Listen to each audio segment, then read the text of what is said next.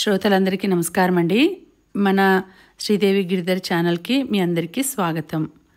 నిరీక్షణ అనే నవల వినేద్దామండి. రచన శ్రీమతి మాదిరెడ్డి సులోచన గారు. ఇక ఆలస్యం చేయకుండా మనం కథలోకి వెళ్ళిపోదామండి. వీడియో చూసిన వెంటనే లైక్ చేసి షేర్ చేసి మన ఛానల్ని తప్పకుండా సబ్స్క్రైబ్ చేసుకోండి. బెల్ ఐకాన్ యాక్టివేట్ చేసుకోండి. హైదరాబాద్కు 25 మైళ్ళ దూరంలో ఉన్న చిన్న టౌన్కు నన్ను డాక్టర్గా పోస్ట్ చేశారు. ఆసుపత్రికి వెళ్ళి ఛార్జీ తీసుకున్నాను. వెంట అమ్మ ఇచ్చిన క్యారియర్ ఉంది. మధ్యాహ్నం అది విప్పి భోజనం అయిందనిపించాను. వెళ్ళిపోతున్న డాక్టర్ నాగరాజ్ ముభావంగా ఉన్నాడు. అతన్ని కంప్లైంట్పై మరో చోటికి ట్రాన్స్ఫర్ చేశారు. అతని వాలకం చూస్తే తప్పంతా నాదే అన్నట్టుంది. వెళ్ళిపోయి అతనితో నాకేం అనుకొని ఊరుకున్నాను. డాక్టర్, లోపలి గదిలో విశ్రాంతి తీసుకోండి, 2 గంటలకల్లా వచ్చేస్తాను, నర్సు వినయంగా పలికింది. మంచిదండి, ఇక్కడ ఇల్లు అద్దెకు దొరుకుతాయా అన్నాను. ఆవిడ వయసులోనూ అనుభవంలోనూ చాలా పెద్దది. నాగరాజ్ గారి ఇల్లు అదే, వారుంటున్నది బావుంది, కానీ ఊరవతల, మీలాంటి అమ్మాయిలకు క్షేమకరం కాదు. సాయంత్రం వరకు చూడమని మా వారికి చెబుతాను. ఆయన టీ కొట్టుకు వచ్చేవారికి ఇన్ఫర్మేషన్ తెలుస్తుంది అన్నదావిడ. చాలా థ్యాంక్స్ అన్నాను. విశ్రాంతి తర్వాత పని. సాయంత్రం 6 గంటలకు తీరిక చిక్కింది. నర్సు వచ్చింది. రండి, ఇల్లు చూద్దురుగాని, మేడ పైభాగం చక్కని గాలి వెలుతురు వస్తుంది. క్రింది భాగంలో డిప్యూటీ కలెక్టర్ ఉంటారట అన్నది గర్వంగా. చూడకుండానే నచ్చింది. కానీ నర్సు తృప్తి కోసం వెళ్ళాను. ఇంటికి వంక పెట్టే పనే లేదు. స్వంతానికి కట్టుకొని ఇంటివారు హైదరాబాద్లో సెటిల్ అయ్యారట. చుట్టూ చక్కని ఉపవనం, పెద్ద కాంపౌండు, ధారాళంగా తాజా గాలి వచ్చే ప్రదేశం. వెంటనే అవుట్ హౌస్లో ఉన్న గుమాస్తాకి అడ్వాన్స్ చెల్లించాను. నర్సుకు థ్యాంక్స్ చెప్పి సామాన్తో మేడ భాగంలో చేరిపోయాను. కొద్దిపాటి సామాన్లు సర్దుకునేసరికి రాత్రి 10 అయింది. మర్నాడు డ్యూటీకి వెళ్ళి వచ్చాను. కాంపౌండర్ను పిలిచి ఫర్నిచర్ కావాలని చెప్పాను. చాప వేసుకొని కూర్చుంటే అమ్మ మాటలు గుర్తుకొచ్చాయి. పట్టణాలలో ఒకరి గొడవ ఒకరికి పట్టదు. పల్లెటూర్లంటే నువ్వు ఊహించినంత అందమైన ప్రదేశం కాదమ్మా, సమస్యల కాలవాలం అన్నది. అమ్మా, అందరూ సిటీయే కోరుకుంటే ప్రభుత్వం మాత్రం ఎంతమందికి సిటీలో ఉద్యోగాలిస్తుంది? అమ్మను ఎదురు ప్రశ్నించేసరికి కోపం వచ్చింది. అత్తయ్య, ఓ 1 నెల రోజులు వెళ్ళనివ్వండి, తనే పరిగెత్తుకొస్తుంది అన్నాడు బావ నవ్వుతూ. అమ్మా నాన్నలకు సంతానం లేక అత్త కొడుకును దత్తత చేసుకున్నారు. ఆ తర్వాత నేను పుట్టానట. బావను పెద్ద కొడుకులాగే చూసుకున్నారు. నాకంటే చాలా పెద్ద కాబట్టి పెదనాన్నగారి అమ్మాయిని తెచ్చి వివాహం చేశారు. బావ కూడా సొంత తోబుట్టువులా చూసుకుంటాడు. నాన్నగారు చనిపోయినా ఆ లోటు తెలియనివ్వకుండా పెంచారు. రాత్రి కొత్తగా వచ్చి చేరారటగా, నేను గమనించనే లేదు. తలెత్తి చూశాను. ఓ నడివయసు ముత్తైదువు లక్ష్మీదేవిలా ఒంటి నిండా నగలు వేసుకుని కంచి పట్టుచీరతో నిల్చుంది. రండి రండి, కంగారుగా లేచాను. మరోసారి వస్తానమ్మా, నిన్ను పేరెంటం పిలవాలని వచ్చాను. ఈరోజు మా అమ్మాయి పుట్టినరోజు, అక్కడే భోజనం, బొట్టు పెట్టిందావిడ. భోజనం ఎందుకండి? ఇబ్బందిగా కదిలాను. భోజనం ఎందుకో తెలియదా వెర్రిపిల్ల? ఆమె నా చుబుకం నిమిరి నవ్వింది. మా అపర్ణ కూడా మెడిసిన్ చదువుతోంది, నిన్ను చూస్తే సంతోషిస్తుంది. కొత్తగా కారు నేర్చుకున్న మోజు కదా, అలా వెళ్ళింది. 7 గంటలకల్లా వచ్చేయమ్మా అని వెను తిరిగిపోయింది. వెళ్ళకపోతే బావుండదు, ఒంటరిదాన్ని, ఏ క్షణాన ఏ అవసరం వస్తుందో. గోరంచు పట్టుచీర కట్టుకున్నాను. ఆ చిన్న టౌన్లో ఏం దొరుకుతాయి ప్రెజెంటేషన్ చేయడానికి? నాకింకా షాప్స్ కూడా తెలియవు. వచ్చేటప్పుడు బావ కొనిచ్చిన 10 నవల్స్ నుండి ఒకటి మంచిది ఏరుకున్నాను. దానిపై అపర్ణకు ప్రేమతో శాంతి అని వ్రాశాను. సరిగ్గా 7 గంటలకు క్రిందకి దిగాను. ఆమె గుమ్మంలో నిల్చుని ఆదుర్దాగా ఎదురు చూస్తోంది. రామ్మా రా, ఈ కాలం పిల్లలతో ఇదే చిక్కు. నేను అందరినీ పేరెంటానికి పిలిచానా, అసలు పిల్లే రాలేదు. చూడు, ఒక్కతే కదా అని గారాబం చేస్తే ఎలా తయారైందో చూడు. ఆ సమయంలో అమ్మ గుర్తొచ్చి నవ్వుకున్నాను. ఆవిడ దారి ఇస్తే లోపలికి వెళ్ళాను. పెద్ద హాల్లో జంపకానాలు పరిచి ఉన్నాయి. వల్ల మీద ఏవో స్వీట్స్ ఉన్నాయి. నిలబడ్డావేం, కూర్చో అన్నదావిడ. ఆమె ముఖంలో ఆదుర్ద స్పష్టంగా కనిపిస్తోంది. కూర్చున్నాను. లోపలి గదిలో ఓ యువతి 2 ఏళ్ల అబ్బాయికి అన్నం తినిపిస్తోంది. హాలుకు ప్రక్కగా ఉన్న మరో గదిలో ఒక 60 ఏళ్ల అతను పేపర్ చదువుతూ కూర్చున్నాడు. ఆ నిశ్శబ్దం ఎందుకో భయంకరంగా భరించరానట్టు అనిపించింది. నీ పేరేమిటమ్మా? చెప్పాను. ఆవిడ మళ్ళీ బయటికి వెళ్ళింది. గదిలో నుంచి అతను బయటికి వచ్చాడు. నేను లేచాను. పర్వాలేదమ్మా, కూర్చో అన్నారాయన. పద్మావతి, అమ్మాయి ఒక్కరితే కూర్చుంది, లోపలికి రా. అప్పు ఇంకా రాలేదు చూడండి. వస్తుంది, నువ్వు ఈ మందు వేసుకుందువు గానిరా. అతను 2 మాత్రలు తీశాడు టేబుల్ సొరుగులోంచి. అవి చూసి ఉలిక్కిపడ్డాను. నిద్రకిచ్చే మాత్రలు. నాకేం జబ్బు, నిద్ర మాత్రలు కదూ. ఛా, కావు పద్మ, ఉదయం నుండి ఒకటే పని. ఇవి రిలీఫ్నిస్తాయి. అపర్ణ పుట్టినరోజున అసలేమిటండి, నవ్వుతూ లోపలికి వచ్చింది. నాకు చాలా ఇబ్బందిగా ఉంది. ఇంతలో ఇంటి ముందు కారు హార్న్ వినిపించింది. అంతే, పద్మావతిదేవి నిలువున పడిపోయింది. అపర్ణా అంటూ లోపల పనిచేస్తున్న నౌకరు పరుగుల మీద బయటకు వెళ్ళాడు. అతను వచ్చి ఆమెను లేవదీయసాగాడు. నేను లేచి వెళ్ళి ఆమెకు సాయం చేశాను లేవడానికి.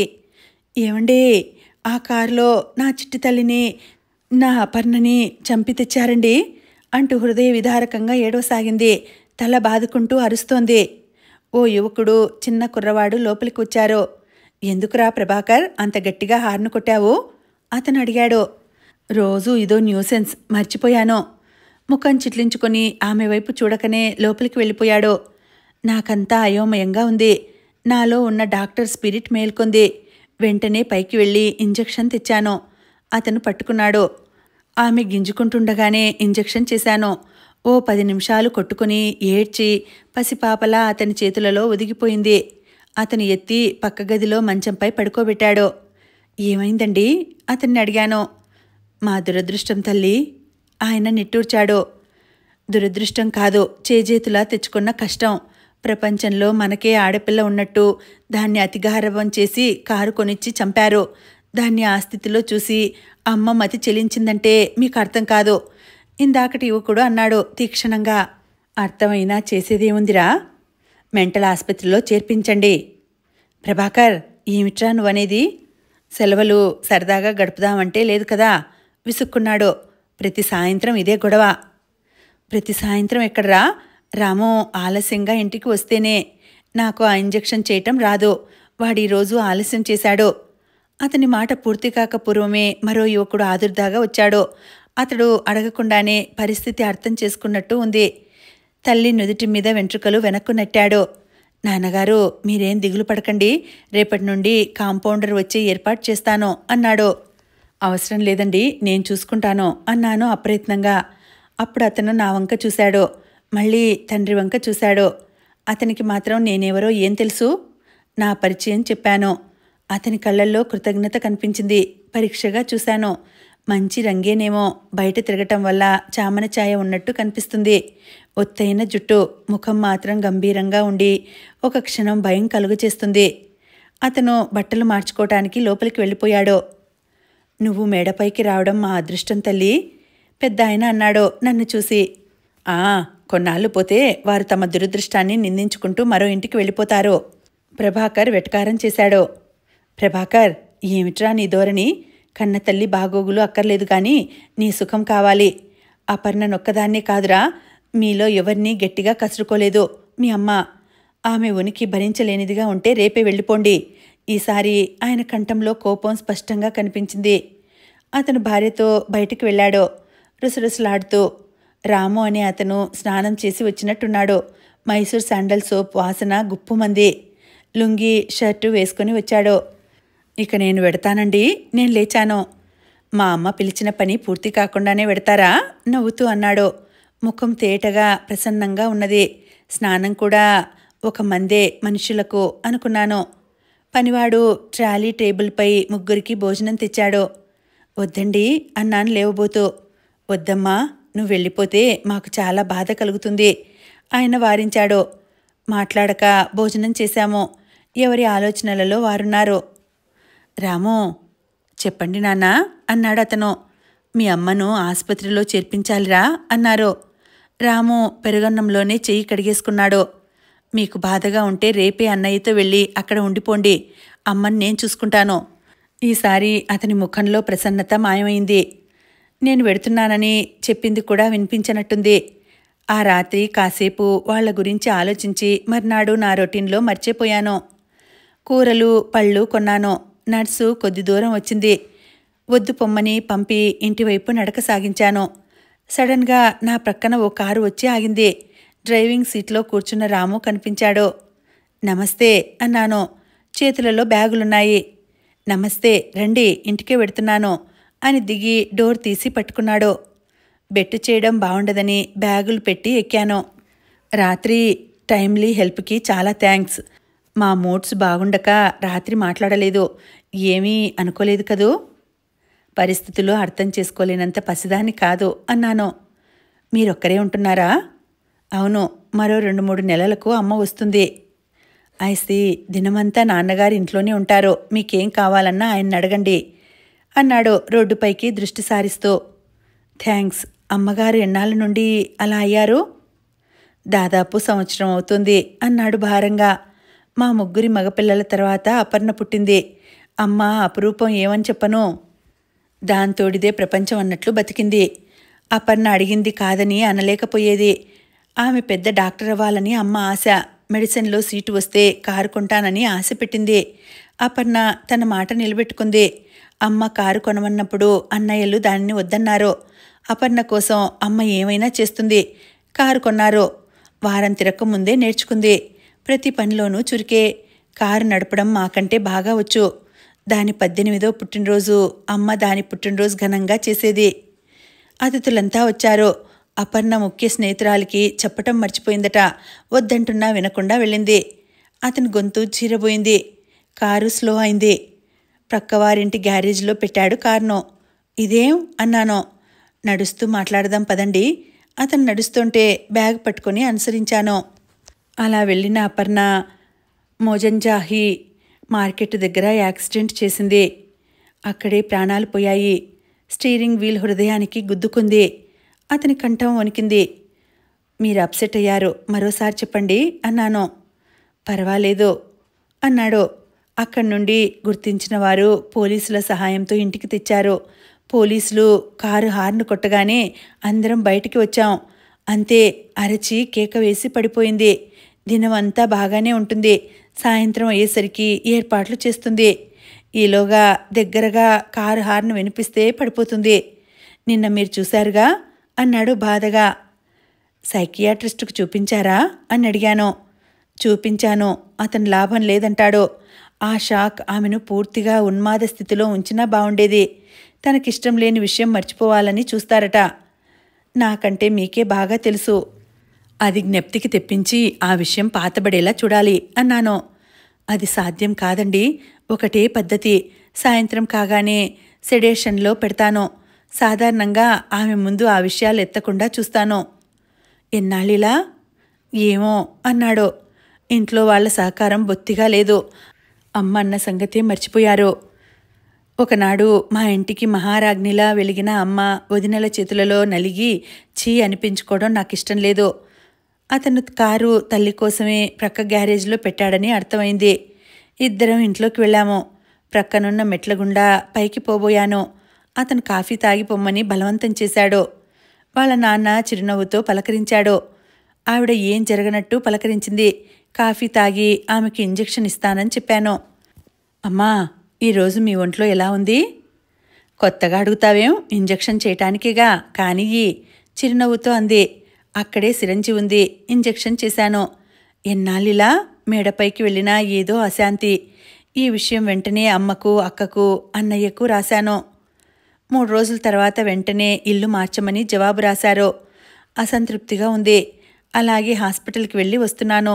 సాయంత్రం కాఫీ రాము వాళ్ళింట్లోనే అవుతోంది. రాము పేరు రమాధర్ అని తెలిసింది.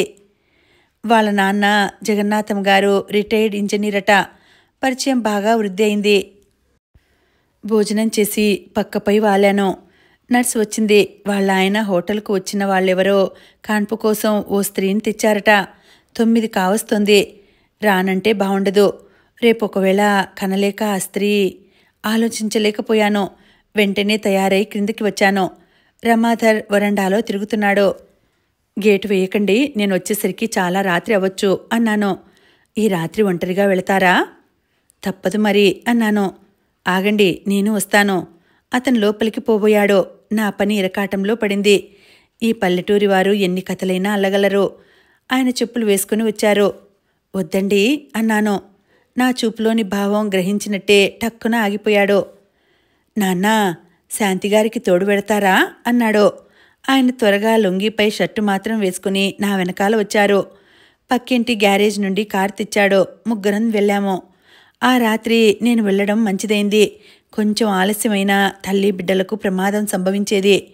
ఆనాటి నుండి రాత్రి ఏ కేసులు వచ్చినా జగన్నాథం గారు నాకు తోడుగా వచ్చేవారు. ఆయన్ని చనువుగా అంకుల్ అని పిలిచేదాన్ని. 1-2 సార్లు అమ్మ వాళ్ళ దగ్గరకెళ్ళినా ఈ విషయాలేం చెప్పలేదు. ఓ రోజు రాత్రి కారు రమాధర్ తీసుకుని వెడితే నేను అంకుల్ నడిచి వస్తున్నాము. ఆయన తన కుటుంబ విషయాలు చెప్పారు. మా ప్రభాకర్కు తన భార్య తప్ప ఎవరన్నా చికాకేనమ్మా. మా సుధాకర్ ఇంకో తరహా ఏది పట్టించుకోడు. జాలీ లైఫ్. మా రమాధర్కు అందరి క్షేమము కావాలి. ప్రేమమూర్తి. ఎందుకో ఆగి నిట్టూర్చారు. విధి వాడి జీవితంపైనే దెబ్బతీసిందమ్మా. ఏం జరిగింది అంకుల్? వాడు శోభ చిన్నప్పటి నుండి కలిసి పెరిగారు, చదువుకున్నారు. శోభ నా చెల్లెలి కూతురు. ఆడపిల్లలు లేక పద్మావతి ఆమెను తెచ్చి పెంచింది. రమాధర్కిచ్చి చేయాలని అనుకున్నాము. ఆగారాయన. శోభ క్షేమంగా ఉందా అండి? పరధ్యానంగా జవాబిచ్చారు. హాయిగా భర్తతో కాపురం చేసుకుంటోంది. రమాధర్ గారు ఇష్టపడలేదా ఈ పెళ్లికి? వాడికి ఆ అమ్మాయి అంటే చాలా అభిమానం. ఆ మాట ఎందుకో నా హృదయంలో సంచలనాన్ని కలుగజేసింది. శోభ చాలా తెలివైన అమ్మాయి. ఏ సంగతైనా ఒకే చూపులో గ్రహించేది. రమాధర్ ఆమెను, ఆమె గుణాలని ప్రేమించి ఆరాధించేవాడు. అపర్ణ మరణంతో మా ఇంటికేదో శని పట్టింది. శోభ మనసు మార్చుకుంది. వాళ్ల మేనత్త కొడుకు ఫారెన్ రిటర్న్ డాక్టర్ని పెళ్లి చేసుకుంది. ఇప్పుడేమైంది? రమాధర్ గారికి అమ్మాయిలు దొరకరా అన్నాను ఆనందంగా. వాడు శోభ చేసిన వంచనను మర్చిపోలేకపోతున్నాడమ్మా. జీవితంలో వివాహమే చేసుకోనని ప్రమాణం చేశాడు. దానికి తోడు తల్లి దుస్థితి. ఆయన కంటి నుండి కన్నీటి బొట్లు రాలటం కనిపించింది. ఏడుస్తున్నారా అంకుల్? ఆవేశంలో ప్రమాణం చేశారు. అవసరం అయితే మర్చిపోతారు అన్నాను. నీకు తెలియదమ్మా, వాడి మధ్య శోభ మధ్య అనుబంధం ఈనాటిదా? ఏనాటిదైనా బలం లేని బంధమేనండి. లేకపోతే ఆ అమ్మాయి తెంచుకుపోగలిగేదా? ఒకనాడు నా అంత అదృష్టవంతుడు లేడని పొంగిపోయానమ్మా. అనుకూలవతి అయిన భార్య, అనుకువగా మెలిగే పిల్లలు, హోదాగల ఉద్యోగం, పెద్దలు సంపాదించిన ఆస్తిపాస్తులు, ఇంకేం కావాలి అనుకున్నాను. నా గర్వానికి తగిన ప్రాయశ్చిత్తం జరిగిందమ్మా. విధి నాపై బలమైన దెబ్బ వేసింది. చటుక్కున ఆయన చెయ్యి పట్టుకున్నాను. ఆ క్షణంలో ఆయన పసిపాపలా కనిపించాడు. మీరు అధైర్యపడకండి. మీరిప్పటికైనా అదృష్టవంతులే. జీవితంలో కొన్ని దుర్ఘటనలు ఎదుర్కోకపోతే అది జీవితమే కాదు అన్నాను. అవును తల్లి, చిన్నదానివైనా చక్కగా చెప్పావు. నీ నోటి చలువతో ఈ అలమటించే హృదయాలకు శాంతి దొరికితే అంతకన్నా ఏం కావాలి అన్నారు ఆశగా.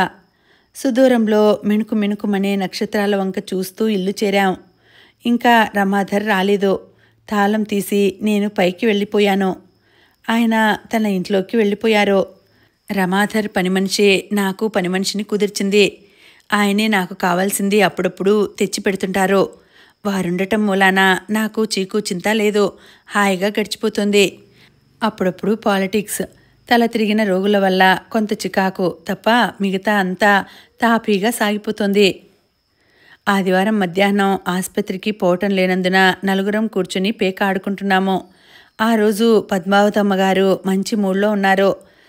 తనే గెలుస్తున్నారు. తల్లి సంతోషం కోరుకున్నట్టు రమాధర్ కావాలని ఓడిపోతున్నాడు. ఆట మంచి రసపట్టులో ఉండగా టెలిగ్రామ్ వచ్చింది ఇంటి నుండి. కారణాలు ఏం చెప్పలేదు కానీ వెంటనే రమ్మన్నారు.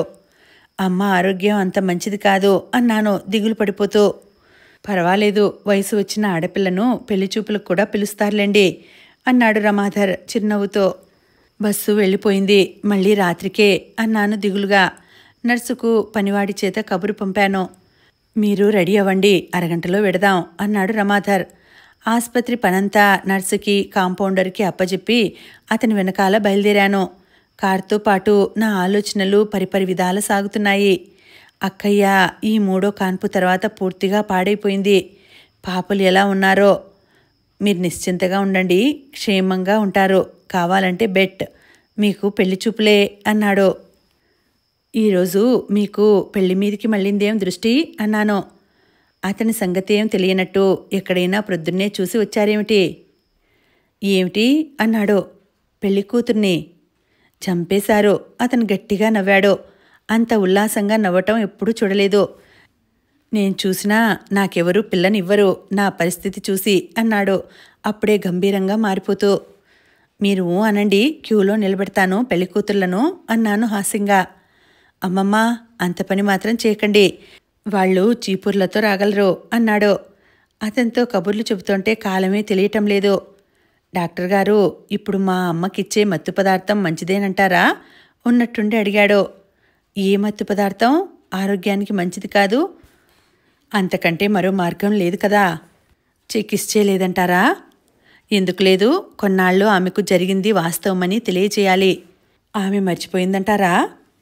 సైకాలజీ ప్రకారం అంతే. మనకిష్టం లేని విషయాలు కొన్ని పరిస్థితుల్లో మర్చిపోతుంటాం. జరిగిన దుర్ఘటన ఆమెకు మరలా గుర్తుకు తెప్పిస్తాం అనుకోండి, ఆమె కోలుకునే అవకాశాలున్నాయా? ప్రతి డాక్టరు విజయం ఆశించే చికిత్స ప్రారంభిస్తాడు, కానీ ఫలితాలకు హామీ ఇవ్వలేడు. నిజమే, అతను నిట్టూర్చాడు. అతన్ని అలా గంభీర ముద్రలో చూసినప్పుడల్లా నా శరీరం తీయని తలుపులతో పులకించిపోతుంది. రమాధర్ చరిత్ర అంతా విని కూడా అతని వైపు నా మనసు మొగ్గటం అర్థం లేని విషయం. కానీ మనసును అదుపులో పెట్టడం ఒక్కొక్కప్పుడు చేతగాదేమో. కారు ఇంటి ముందు ఆగింది. నేను బ్యాగ్ తీసుకుని దిగాను. అతను తలుపు వేసుకుని బ్యాగ్ చేయసాగాడు. అదేమిటి, ఇంట్లోకి రారా? చూడండి, ఎంత డాక్టర్ గారైనా అమ్మచాటు బిడ్డలు మీరు. మనల్ని కాకపోయినా మన వయస్సులను అనుమానిస్తారు. Wish you all the best అనేసి కారు తిప్పాడు. కారు కనిపించకుండా వెళ్ళాక బ్యాగు పట్టుకుని మెల్లగా ఇంట్లోకి వెళ్ళాను. అందరూ గుర్రు పెట్టి హాయిగా నిద్రపోతున్నారు. బిందెడు నీళ్లు తెచ్చి వాళ్ళ ముఖాన దిమ్మరించాలనిపించింది. వచ్చారా చిన్నమ్మ? రేపు వస్తారనుకుంటున్నారు. పప్పు రుబ్బుతున్న పని మనిషి తొంగి చూసి అన్నది.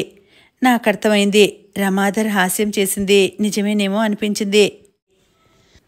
పెళ్లివారికి అమ్మ ఆదేశ ప్రకారమే కాఫీ ఇచ్చాను. వాళ్ళకెదురుగా ఉన్న సోఫాలో అక్కయ్య ప్రక్కన కూర్చున్నాను. పెళ్ళికొడుకు అందగాడే అని చెప్పవచ్చు. రేపు వెళ్ళి రమాధర్తో ఈ విషయం చెబితే అతను తన గెస్కు గర్విస్తాడా? శాంతి, వారేమో అడుగుతున్నారు. అక్క మోచేత్తో పొడిచింది నన్ను. కంగారుగా వరుణి వైపు చూశాను. మీరు రిజైన్ ఇచ్చి రావాల్సి వస్తే రాగలరా? అక్కడ పని దొరికితే తప్పక వస్తాను. ఉద్యోగం చేయాలని అంత పట్టుదలా? ఉద్యోగం చేయాలని ఏం లేదు. చిన్న క్లినిక్ పెట్టుకున్నా నా చదువు సార్థకమైందని భావిస్తాను. నిర్భయంగా జవాబిచ్చాను. ఉద్యోగం చేసే స్త్రీ సంసారం పట్ల శ్రద్ధ వహించలేదని నా అభిప్రాయం అన్నాడు. మీతో ఏకీభవించలేను. శ్రద్ధాశక్తులు గల స్త్రీ ఎక్కడైనా తన నైపుణ్యం చూపెడుతుంది. ఒక చిన్న భేదం ఉంటుంది. 2 పనులు చేయటం వల్ల బాధ్యతలు ఎక్కువయ్యి పురుషుని సహకారం కోరుతుంది అన్నాను కొంచెం ఆవేశంగా. అమ్మ దగ్గటం వల్ల మళ్ళీ తగ్గిపోయాను. ఆ తర్వాత సినిమాలు, సాహిత్యం గూర్చి ఏదో ఊకదంపంతా మాట్లాడాము. ఈసారి అక్కయ్య, బావగారు కూడా సంభాషణలో పాల్గొన్నారు. పెళ్ళికొడుకుతో వచ్చినతను అతని మేనమామట. అతను పెళ్ళికొడుకు తాజా గాలి పీల్చడానికన్నట్టు బయటికి వెళ్లారు. 10 నిమిషాల అనంతరం తిరిగి వచ్చారు. మా అబ్బాయికి మళ్ళీ మళ్ళీ సెలవు దొరకదు. అన్ని విషయాలు మాట్లాడుకుంటే అతను మధ్యలోనే ఆపాడు. తప్పకుండా. మొదట అమ్మాయి నచ్చిందా? బావగారు అడిగారు. నేను అక్కయ్య లోపలికి వచ్చాము. అమ్మాయి నచ్చింది కాబట్టే మిగతా విషయాలకొచ్చాం అన్నాడు మేనమామ. మావయ్య, వారమ్మాయికి మనము అంటూ పెళ్ళికొడుకు నసిగాడు. బావ నవ్వేశాడు. ఆ విషయంలో మీరు ఎలాంటి సందేహమూ వద్దు. మీకు అనుకూలమైన ముహూర్తం. మొదట కట్నం సంగతి తెలినివ్వండి. మా వాడికి ఇష్టం లేదు, కానీ మీ అమ్మాయి ఉద్యోగం దొరక్కపోతే క్లినిక్ పెడతానంటుంది. మావయ్య గారు లౌక్యం ప్రదర్శించారు. అమ్మా, నేను ఏదో చెప్పాలని పిలిచాను. లేకపోతే ఇంత అమానుషమా? ఆయనంత సంపాదించగలిగి కూడా కట్నంతో పోవటమా? అక్కయ్య నా నోరు మూసింది. నువ్వు ఊరుకో, పెద్దలు వారు మాట్లాడతారు అన్నది. మా అమ్మాయిని ఉత్త చేతులతో ఎలా పంపుతాము? 10,000 నగదు ఇస్తాము. అమ్మాయి దగ్గర నగలున్నాయి బావ చెప్పారు. అబ్బే, మరీ 10,000? మేనమామ చప్పరించేస్తే మాట్లాడక కూర్చున్నాడు ఆ మహానుభావుడు. నాకు చిర్రెత్తుకొచ్చింది. కానీ ఇంట్లో వాళ్ళు నేను నోరు విప్పడం అవమానంగా భావిస్తారు. అది సరే 10,000 25,000 మీకున్నంత ఇస్తారు. ఈ ఇల్లు మీ మామగారు కట్టిందేనా? బావను అడిగాడు అతను. అవునండి బావ సమాధానం. మరి ఒక్క కూతురికే రావాలని రాశాడా అతను? ఆ అమ్మాయి సొంత కూతురు కూడా కాదు కదా. ఈసారి అందరూ తెల్లబోయారు. అమ్మే ముందు తేరుకుంది. ఆమె ముఖం సీరియస్గా అయింది. అదంతా అనవసరమండి, మీకెంత కావాలో అడగండి, మాకు చేతనైతే ఇస్తాం అన్నది. మాకు 30,000 40,000 ఇస్తామని వచ్చారు. మేము అమ్మాయి డాక్టర్ కదా అని సరిపెట్టుకుంటాము. 25,000 కావాలి అన్నాడు అతని మేనమామ. ఆలోచించి రాస్తాం అన్నాడు బావ. వాళ్ళు వెళ్ళిపోతూ ఇంటివైపు పదే పదే చూడసాగారు. నాకు ఒళ్ళంతా చీమలు పాకినట్లుంది. 25,000 కాదు బావా, 25 పైసలు అడిగినా అతన్ని నా భర్తగా గౌరవించలేను అన్నాను. అది నిజమే శాంతి. లోకం ఏమంటుంది? స్వార్థపరుడైన బావ వివాహం చేయలేదు అనరా? తప్పు చేసినప్పుడు తప్పక లోకం సంఘం అంటూ చుట్టూ చూసి జడుచుకోవాలి. కానీ మనం న్యాయంగా ఉండి ఎందుకు భయపడాలి? నా మాట పూర్తి కాకపూర్వమే నాకంటే ఓ సంవత్సరం సీనియర్గా ఉన్న డాక్టర్ మాధుర్ కారు దిగి రావటం కనిపించింది. ఏమై ఉంటుందబ్బా అని బయటికి వచ్చాను. హలో శాంతి, నోట్లోని సిగార్ తీసి అన్నాడు. హలో కమిన్ అన్నాను దారి చూపుతూ. మరోసారి వస్తాను. నువ్వు పనిచేసే ఊరతనట రమాధర్. నిన్న సాయంత్రం ఊరు వెడుతూ యాక్సిడెంట్ చేశాడు. అతను ఆగాడు. నా ప్రాణాలు తీసినట్టు అనిపించసాగింది. నోట మాట రాలేదు. డోంట్ వరీ, చిన్న దెబ్బలే. తలపై గాయం మూలాన తెలివి తప్పాడు. అక్కడ వాళ్ళు నా నర్సింగ్ హోమ్కి తెచ్చారు. ఇంకా వారం రోజులు అతను కదలకూడదు. అతను ఇంటి దగ్గర అంటూ ఒకటే బాధపడుతున్నాడు. నీకు మెసేజ్ కన్వే చేయమన్నాడు. థ్యాంక్ యూ అన్నాను ఎలాగో. అప్పటికే బావ, అమ్మ, పిల్లలు బయటకు వచ్చారు. ఏమిటంటూ. నేను పనిచేసే ఊళ్ళో రిటైర్డ్ ఇంజనీర్ ఉన్నారు. వారబ్బాయికి కారు యాక్సిడెంట్ అయిందట అన్నాను. I will make a move. మాధురు వెళ్ళిపోయాడు. అంతా కలలో విన్నట్టుగా ఉంది. పాపం పద్మావతమ్మ ఎలా ఉందో. బావా, వెళ్ళి ట్యాక్సీ తీసుకురండి, నేను వెళ్ళాలి అన్నాను. ఇప్పుడెలా? మనం చర్చించుకొని వాళ్ళకు జవాబు రాయాలి అన్నది అమ్మ. నాకిష్టం లేదని చెప్పేయండమ్మా అన్నాను గంభీరంగా. నా ముఖం చూసి ఎవరూ మాట్లాడలేదు. వారికి తెలుసు తొందరపడి నేను నిర్ణయం తీసుకోనని. అమ్మా, నువ్వెళ్ళు చెల్లితో అన్నది అక్క. నాకు అవసరం వస్తే ఎలాగూ రాక తప్పదు. పిల్లలతో ఇబ్బంది పెట్టడం ఎందుకు? నేను వెడతాను అన్నాను. నేను బట్టలు మార్చుకునే లోపల బావ ట్యాక్సీ తెచ్చాడు. ఎందుకైనా మంచిదని ట్యాక్సీ నెంబర్ నోట్ చేసుకున్నాడు. అందరికీ చెయ్యి ఊపి పోనిమ్మన్నాను ట్యాక్సీని. మొదట మాధుర్ నర్సింగ్ హోమ్ ముందు ఆగాను. ఆత్రంగా గదిలోకి వెళ్ళాను. అక్కడున్న డ్యూటీ నర్స్ రమాధర్ గదిలోకి తీసుకుని వెళ్ళింది. అక్కడ మూలుగుతూ పడి ఉన్న అతన్ని చూడగానే నాకు ఊపిరి ఆడనట్లు అనిపించింది. ఒక్కంగలో వెళ్ళి అతని మంచం చివర కూర్చుని కేస్ షీట్ చూశాక నా ప్రాణం కుదుటపడింది. అమ్మా అంటూ కదిలాడు. రాము అంటూ పిలిచాను. నాకు తెలియకుండానే నా కళ్ళు నిండుకున్నాయి. కళ్ళు విప్పాడు. వచ్చారా? నవ్వటానికి ప్రయత్నించాడు. అంతలోనే బాధగా మూలిగి ఒత్తిగిల్లాడు. ముఖం తిప్పుకొని కళ్ళు తుడుచుకున్నాను. నెమ్మదిగా లేచిన అతని చెయ్యి నా భుజంపై వాలింది. మీరు ఏడుస్తున్నారా? మెల్లగా అడిగాడు. లేదు లేదు అన్నాను. లేచి అతని చెయ్యి తీసి దిండుపై ఉంచాను. మొదట పళ్ళు బ్రష్ చేసుకోవాలి అన్నాడు. వెంటనే పేస్టు బ్రష్ తెప్పించాను. హాట్ వాటర్తో టవల్ బాత్ ఇచ్చాక పాలు తాగి కొంచెం కుదుటపడ్డాడు. మీకు చాలా శ్రమ ఇచ్చాను, తల మీద కట్టు తడుముకుంటూ అన్నాడు. నేను అనాలి ఆ మాట. మా వాళ్ళిచ్చిన టెలిగ్రామ్ వల్ల మిమ్మల్ని శ్రమ పెట్టాను. ఈ అనర్థం జరిగింది అన్నాను. అలా అనుకోకండి, టైం ప్రభావం. ఇంటి దగ్గర అమ్మ వాళ్ళు ఎలా ఉన్నారో అన్నాడు. నేను వెడతాను, మీరేం దిగులు పెట్టుకోకండి. ఈ అనర్థం ఎలా జరిగింది? ఏవో గతించిన విషయాలు తలుచుకుంటూ నెమ్మదిగా నడుపుతున్నాను. లారీ వస్తోంది. దాని ముందు నింపాదిగా వెడుతున్న బండి ఎడ్లు జడుసుకున్నాయి. నిమిషంలో గల్లంతు జరిగిపోయింది. తెలివి వచ్చేసరికి ఆసుపత్రిలో ఉన్నాను అన్నాడు. మీరు ఎక్కువగా మాట్లాడవద్దు, నేను 10 నిమిషాల్లో వస్తాను అని బయటకు వచ్చి యాక్సిడెంట్ స్పాట్కెళ్ళి కారు మాకు తెలిసిన వర్క్షాప్కు పంపించాను. ఆ పని పూర్తి అయ్యేసరికి చీకటి పడింది. మళ్ళీ వెనక్కు వచ్చేసరికి మాధుర్ వచ్చాడు. నేను చూసుకుంటాను మిస్టర్ మాధుర్, రమాధర్ను డిశ్చార్జ్ చేయండి అన్నాను. ఓ ఎస్ అన్నాడు. కొన్ని జాగ్రత్తలు చెప్పి మందులిచ్చాడు. అతని బిల్లు బావ దగ్గర తీసుకోమని బావకు ఉత్తరం రాసిచ్చాను. నర్సు, కాంపౌండర్ కలిసి రమాధర్ను తెచ్చి టాక్సీలో కూర్చోబెట్టారు. మాధురి దగ్గర ఓ దిండు అడిగి తీసుకున్నాను. ఎందుకో రమాధర్కు సేవ చేయటం చాలా ఆనందంగా ఉంది. ఒక్కొక్క వ్యక్తిని చూసిన వేళా విశేషం అటువంటిది. ఒక ప్రక్కన దిండు పెట్టి రెండో ప్రక్కన నేను కూర్చున్నాను. ట్యాక్సీ కుదుపులకు అతను తూలి నా భుజాల్ని ఆశ్రయించినప్పుడు అలాగే ఎల్లకాలం ఉంటే బావుండును అనిపించింది. మీకు చాలా శ్రమ ఇస్తున్నాను డాక్టర్, నీరసంగా ఉంది అతని గొంతు. ఇలాంటి పనులు శ్రమ అనుకుంటే వృత్తినే వదిలిపెట్టాలి. నేను మీకంటే చిన్నదాన్నిగా, పేరుతో పిలవచ్చు అన్నాను సాల్వా సరిచేస్తూ. మీ వృత్తి గౌరవప్రదమైంది డాక్టర్. పేరుతో పిలిస్తే అగౌరవమా? ఆత్మీయులు పిలిస్తే ఆనందం. పోనీ నన్ను స్నేహితురాలుగా భావించండి అన్నాను. రెండు వైపుల నుండి ఆ భావన ఉండాలి. నేను ఇందాకే మీ పేరుతో పిలిచాను అన్నాను వాదనకు దిగినట్లు సవాలు చేస్తూ. అతను నవ్వి కళ్ళు మూసుకున్నాడు. మేమిల్లు చేరేసరికి నేను ఊహించినట్టు పరిస్థితి ఘోరంగా లేదు.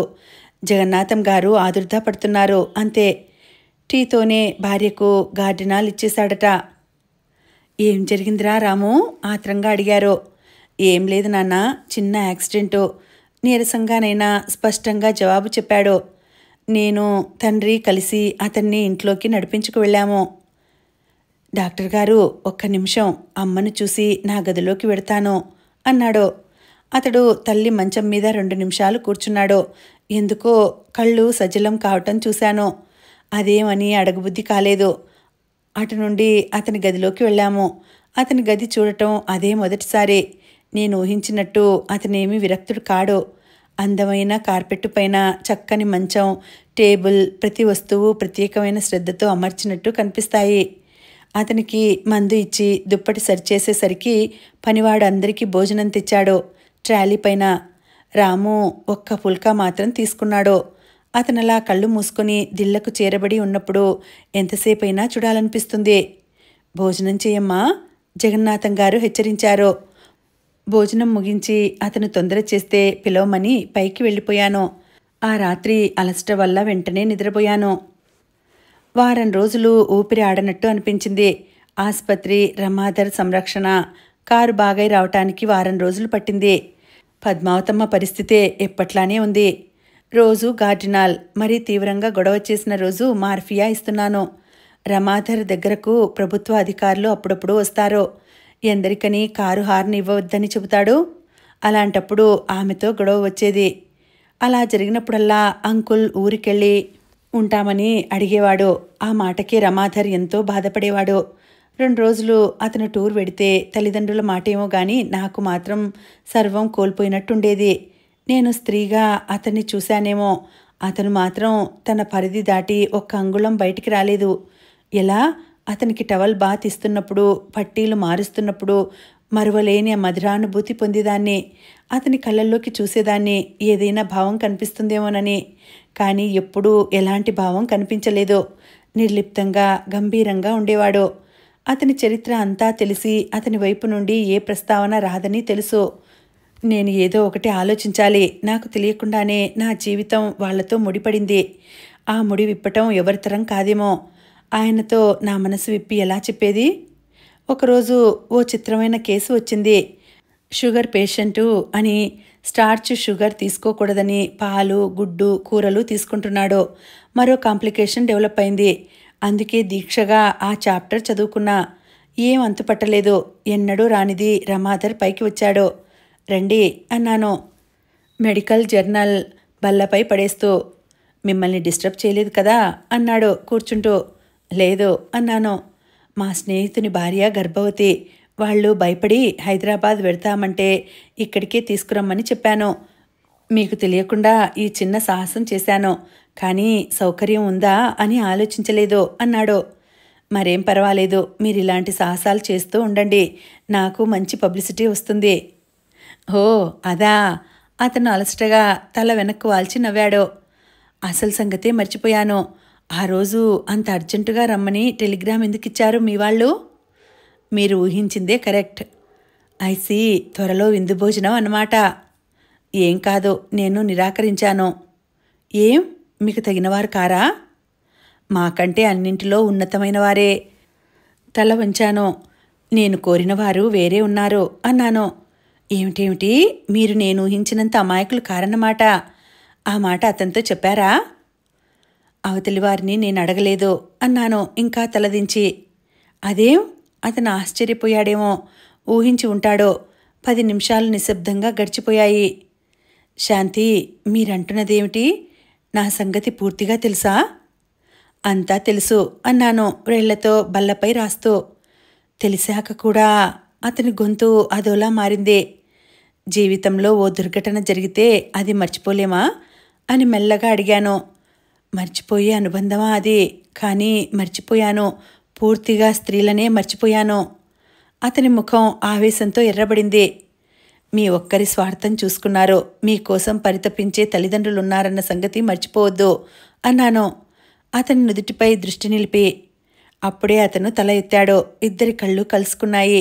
నా కళ్ళల్లో ఏ భావం చదివాడో. అతని ముఖం మామూలుగా అయింది. ఓసారి రుమాలుతో తుడుచుకున్నాడు. నాకు తెలుసు శాంతి, మీరు సహృదయులు. నా తల్లిని పేషెంట్గా కాక తల్లిలా చూసుకుంటారని. కానీ స్త్రీగా మీరు కోరే సుఖాలేవి నా నుండి పొందలేరు. అది నా సమస్య. వివాహం తర్వాత మీ హృదయ స్పందన జరుగుతుందేమో అన్నాను. అతను చటుక్కున లేచాడు. అందుకు మీ జీవితం పందెంగా పెడతారా? సారీ. అతను మెట్లు దిగి చెరచెరా వెళ్ళిపోయాడు. ఏం చేయలేని దానిలా అసహాయంగా చూస్తూ ఉండిపోయాను. ఆ రోజు క్రిందకి వెళ్ళినా ఇంట్లోకి వెళ్ళలేదు. అతని స్నేహితుని భార్యకు ఆ రాత్రి నొప్పులు వచ్చాయట, తీసుకువచ్చారు. నైట్ గౌనుతోనే వచ్చి రమాధర్ నన్ను లేపాడు. మౌనంగా వెళ్ళి ఆసుపత్రిలో చేర్చుకున్నాను. వాచ్మన్ను పంపి నర్సును పిలిపించాము. ఇద్దరం కాన్పు చేశాం. తెల్లవారింది. ఇంటి దగ్గర అంతా క్షేమమేనా అండి? నర్సు అడిగింది. ఏం అలా అడుగుతున్నావు? మీ ముఖం వాడినట్టుంది ఆపింది అర్ధోక్తిలో.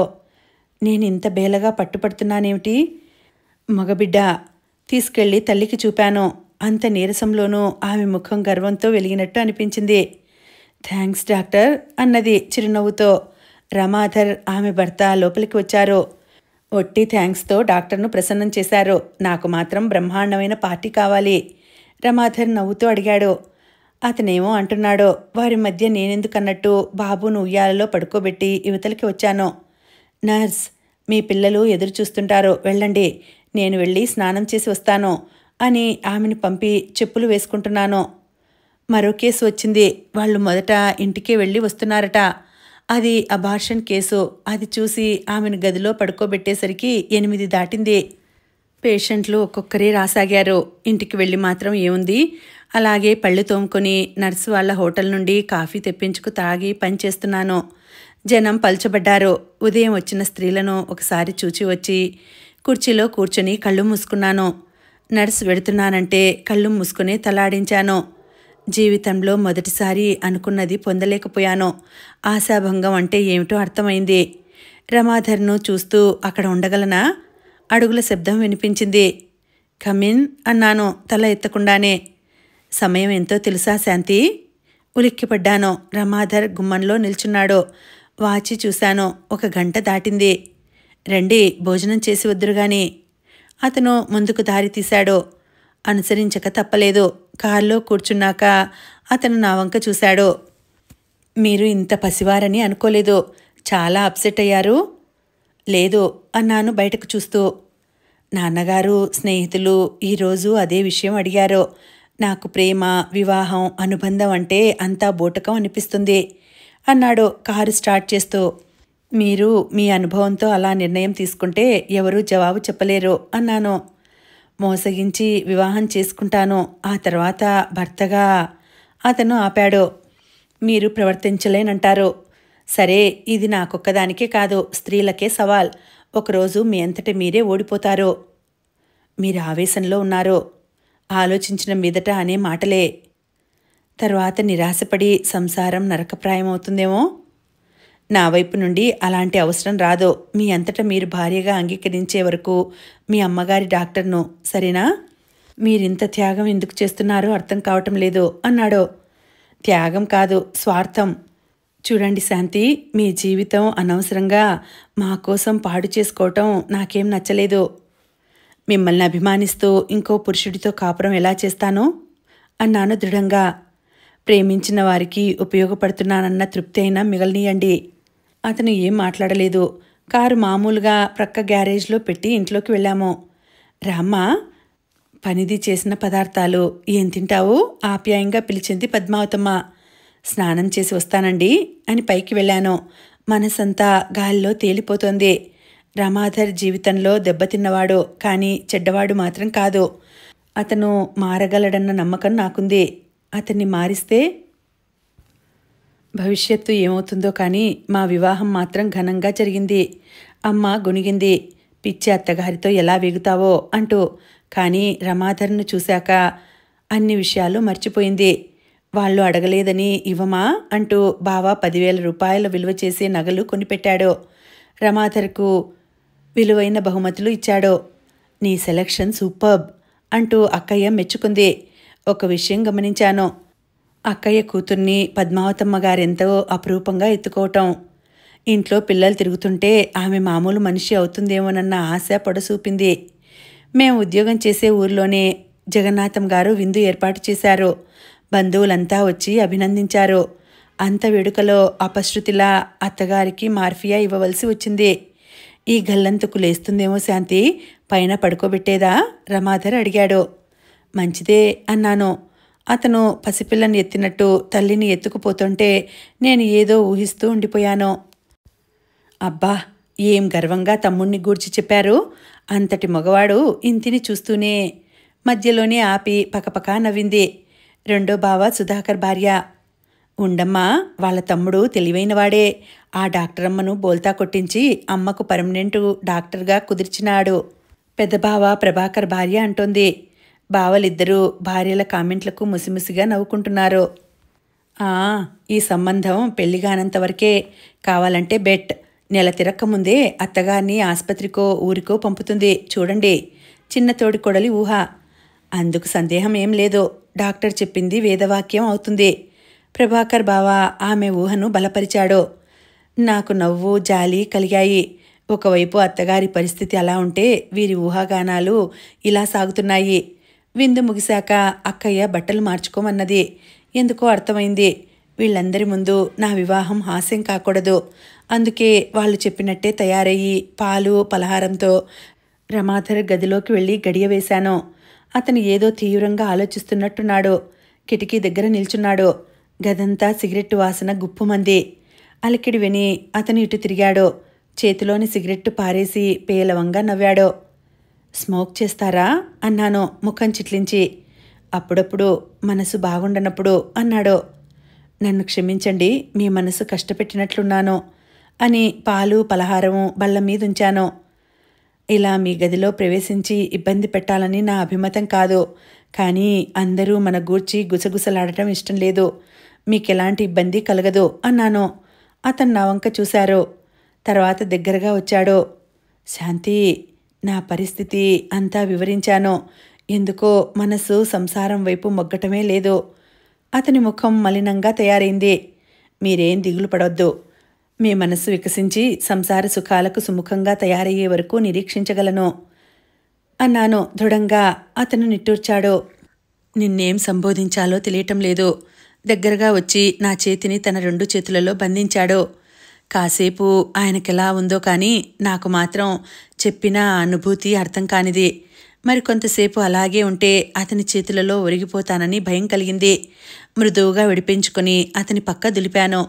దిండు దుప్పటి తీసుకుని సోఫా దగ్గరకు వచ్చాను. శాంతి, నువ్వే మంచంలో పడుకో, నేనిలా సోఫా చాలు అన్నారు. మరేం తర్కించలేదు. లైటు ఆర్పి ఆప్యాయంగా పడకంతా తడిమాను. అది రాముది అనుకుంటే హృదయం గిలిగింతలు పెట్టినట్టు అనిపించింది. అలా ఆలోచిస్తూ ఎప్పుడు నిద్రపోయానో నాకే తెలియదు. మర్నాడు ఉదయం లేచేసరికి 6 దాటింది. రాము చాలా రాత్రి వరకు నిద్రపోలేదని యాస్ట్రేలోని సిగరెట్టు పీకలు తెలిపాయి. సోఫా దగ్గర బల్లపై డైరీ గాలికి రెప్రెపలాడుతోంది. మూసి పేపర్ వెయిట్ పెడదామనుకున్నాను. రాత్రి రాసిన దాంట్లో నా పేరు కనిపించింది. పవిత్రమైన మంచి భావంతో నా జీవితంలో ప్రవేశించిన శాంతికి అపవిత్రమైన నేను పనికిరాను. అందుకే ఆమెను తాకలేకపోయాను. శోభతో గడిపిన జీవితం అప్పుడో మధుర స్వప్నం. ఇప్పుడు తలుచుకుంటే అసహ్యం వేస్తుంది. శాంతి మనసు బాధపడుతుందేమో. ఆపేశారు. ఆయన నన్ను గురించి ఆలోచిస్తున్నాడంటే చాలా ఆనందంగా ఉంది. నెమ్మదిగా బయటకు వచ్చాను. వారం రోజులు సెలవు పెట్టాను. ప్రమాదమైన కేసులుంటే తెలియజేయమని చెప్పాను. అత్తయ్య మేడ దిగి వచ్చింది. ఆమెను చూస్తుంటే ఓ జానపద సినిమా గుర్తుకు వచ్చింది. రాత్రంతా పురుషుడు, దినమంతా స్త్రీగా ఉండే వ్యక్తిగత. ఏ జన్మ పాపమో. ఆమె మామూలుగా పనిచేస్తుంది. స్నానం చేసి రాగానే కాఫీ ఇచ్చింది. ఒక్కొక్కరే లేచారు. కాఫీలు హాస్యాలతో ముగిశాయి. అందరూ తయారవుతున్నారు వెళ్ళటానికి. నేను నెమ్మదిగా గదిలోకి వెళ్ళాను. అప్పుడే లేచాడు రమాధర్. చిన్నగా నవ్వాను. బ్రష్ చేసుకుని టీ తాగుతారా? పోనీ టీ తెచ్చేదా అన్నాను. ఎదురుగా డాక్టర్ నుంచుకుని పాచినోటితో టీ తాగడమా? హాస్యంగా నవ్వాడు. మిమ్మల్ని మాట అడగాలి. ఆలస్యం దేనికి? ఒళ్ళు విరుచుకుని లేచాడు. మీ మామూలు జీవితానికి నేను ఏ విధంగానూ అడ్డురాను. దయచేసి ఆలోచన మానండి. ఆ పొగ తాగుడు మానండి అన్నాను. అలాగే అని ఏమో చెప్పబోయాడు. మళ్ళీ బాత్రూం వైపు వెళ్ళిపోయారు.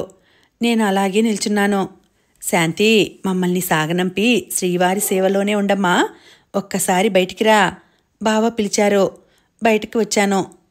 మీ సంగతి ఎవరికీ తెలియదని మా చెల్లెల్ని ఆడిస్తున్నారు. ఇప్పటికీ కాఫీ ఇంకొకరు ఇవ్వకూడదు కదా అని అక్క ముసిముసిగా నవ్వింది. బలవంతంగా ముఖంపైకి చిరునవ్వు తెచ్చుకున్నాను. అత్తయ్య అందించిన బట్టలు అందరికీ పెట్టాను. క్రింద పైన గదులు కలిపి వాడుకుంటున్నాము. వివాహమైన దగ్గర నుండి రమాధర్ ఎక్కువగా క్యాంపులలోనే ఉంటున్నాడు. కావాలనే ఉంటున్నాడేమో. నాకిలాంటి ఇబ్బంది కలగకుండా అన్నీ అమర్చాడు. వచ్చినప్పుడల్లా బహుమతిగా ఏదో తెస్తాడు. పొలాల దగ్గర నుండి వచ్చే రాబడి, జీతం డబ్బులు ఇచ్చేసి అవసరమైనప్పుడు తీసుకుంటుంటారు. స్త్రీకి కావలసినది ఇవేనా? ఉన్న ఒక్కరోజు ఎంతో స్నేహంగా తన టూర్ కబుర్లు, కొన్నిసార్లు రెవెన్యూ కలెక్ట్ చేస్తుంటే ఎదురయ్యే సమస్యలు చర్చిస్తుంటారు. అతనికి చేరువుగా ఉండి ఏ కోరికలు లేకుండా ఉండటం సాధ్యమా? మళ్ళీ టూర్కు తయారవుతున్నారు. బట్టలు అవి అందించటం, చిన్న చిన్న పనులు చేస్తున్నాను. నువ్వు ఆసుపత్రికి వెళ్ళవు అన్నారు టైం చూస్తూ. ఓ గంట ఆలస్యంగా వెళ్తాను. మీరు వెళ్ళిపోతే మళ్ళీ ఏ 15 రోజులకో అన్నాను బాధగా. నా కళ్ళల్లో నీళ్లు సుళ్ళు తిరిగాయి. ఆశ్చర్యంగా నా వంక చూసి సూట్ కేస్ మూసి నా దగ్గరగా వచ్చారు. ఒక చేత్తో భుజాలు చుట్టి రెండో చేత్తో నా చుబుకం పట్టి పైకెత్తారు. శాంతి, ఏమిటి బేలతనం? రాత్రింబవళ్ళు నీ గురించే ఆలోచిస్తాను. కొన్నాళ్ళు టైం ఇవ్వు అన్నారు. నిలవలేనట్టు అతని చేతుల్లో ఒరిగిపోయాను. ఇన్నాళ్ళు పడిన వేదన, అశాంతి అన్నీ మాయమయ్యాయి. అలాగే కాలం స్తంభించిపోతే బావుండును అనిపించింది. అమ్మాయి శాంతి, ఎవరికో యాక్సిడెంట్ అయిందట తల్లి. అత్తయ్య బయట నుండి పిలిచింది. నా స్వప్నం కరిగిపోయింది. బలవంతంగా రాముని వదిలి బయటకు వచ్చేశాను. అత్తయ్య ముఖం గంభీరంగా ఉంది. అంతలోనే రంగులు మారాయి. యాక్సిడెంట్? అయ్యో శాంతి, నా అపర్ణ, నా చిటి తల్లి. ఆవిడకు ఫిట్స్ వచ్చింది. గిలగిలా కొట్టుకోసాగింది. ఇద్దరం పట్టుకుని ఇంజెక్షన్ ఇవ్వబోయాము. మమ్మల్ని తోసి పెద్దగా అరవసాగింది. వచ్చిన వాళ్ల సాయంతో పని పూర్తి చేశాను. అమ్మకిలా ఉంది. వెళ్ళేదా రాము?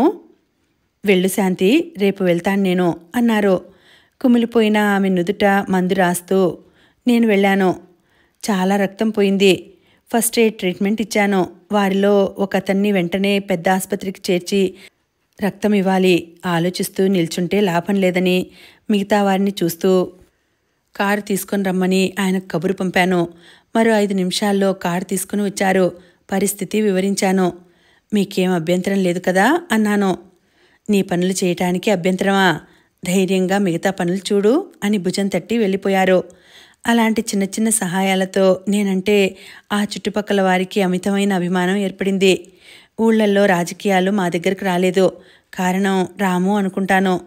అతని హోదాను చూసి జంకేవారేమో. మంచి డాక్టర్గా పేరు తెచ్చుకున్నానే తప్ప మంచి గృహిణిని కాలేకపోయాను.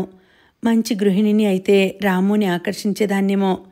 ఇంటికి వెళ్ళినప్పుడల్లా అక్క, బావ, ఇంకా ఆలస్యం ఎందుకమ్మా, మాకు చిన్న డాక్టర్ అమ్మనో బుజ్జి కలెక్టర్నో ఇవ్వు అంటే వారికి ముఖం చూపించలేకపోయేదాన్ని. ఆలోచన వదిలి ఇంటికి వెళ్ళాను. అత్తయ్య మత్తుగా పడి ఉంది. మామయ్య విచారంగా కూర్చున్నారు. స్నానం చేసి టీ తెచ్చాను. రాము వెళ్ళిన పని చెప్పాను. అలాగా? ఆయన ఎందుకో నిట్టూర్చారు. అత్తయ్య విషయం క్రొత్తదా? మీరు అనవసరంగా బాధపడకండి అన్నాను. అత్తయ్య విషయం కాదమ్మా. ఆయన దగ్గరగా వచ్చి నా తలపై చెయ్యి వేశారు. నీ విషయమే నాకు విచారంగా ఉంది. రాము నీకింత అన్యాయం చేస్తాడనుకోలేదు. ఏమిటి మీరంటున్నది?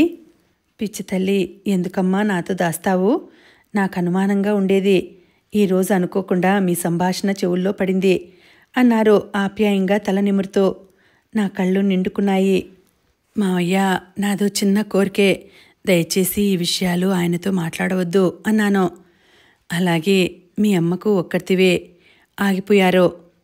భార్య అస్వస్థత వల్లనే సగం దెబ్బతిన్న ఆయన మనసు నా వల్ల ఇంకా బాధపడకూడదు.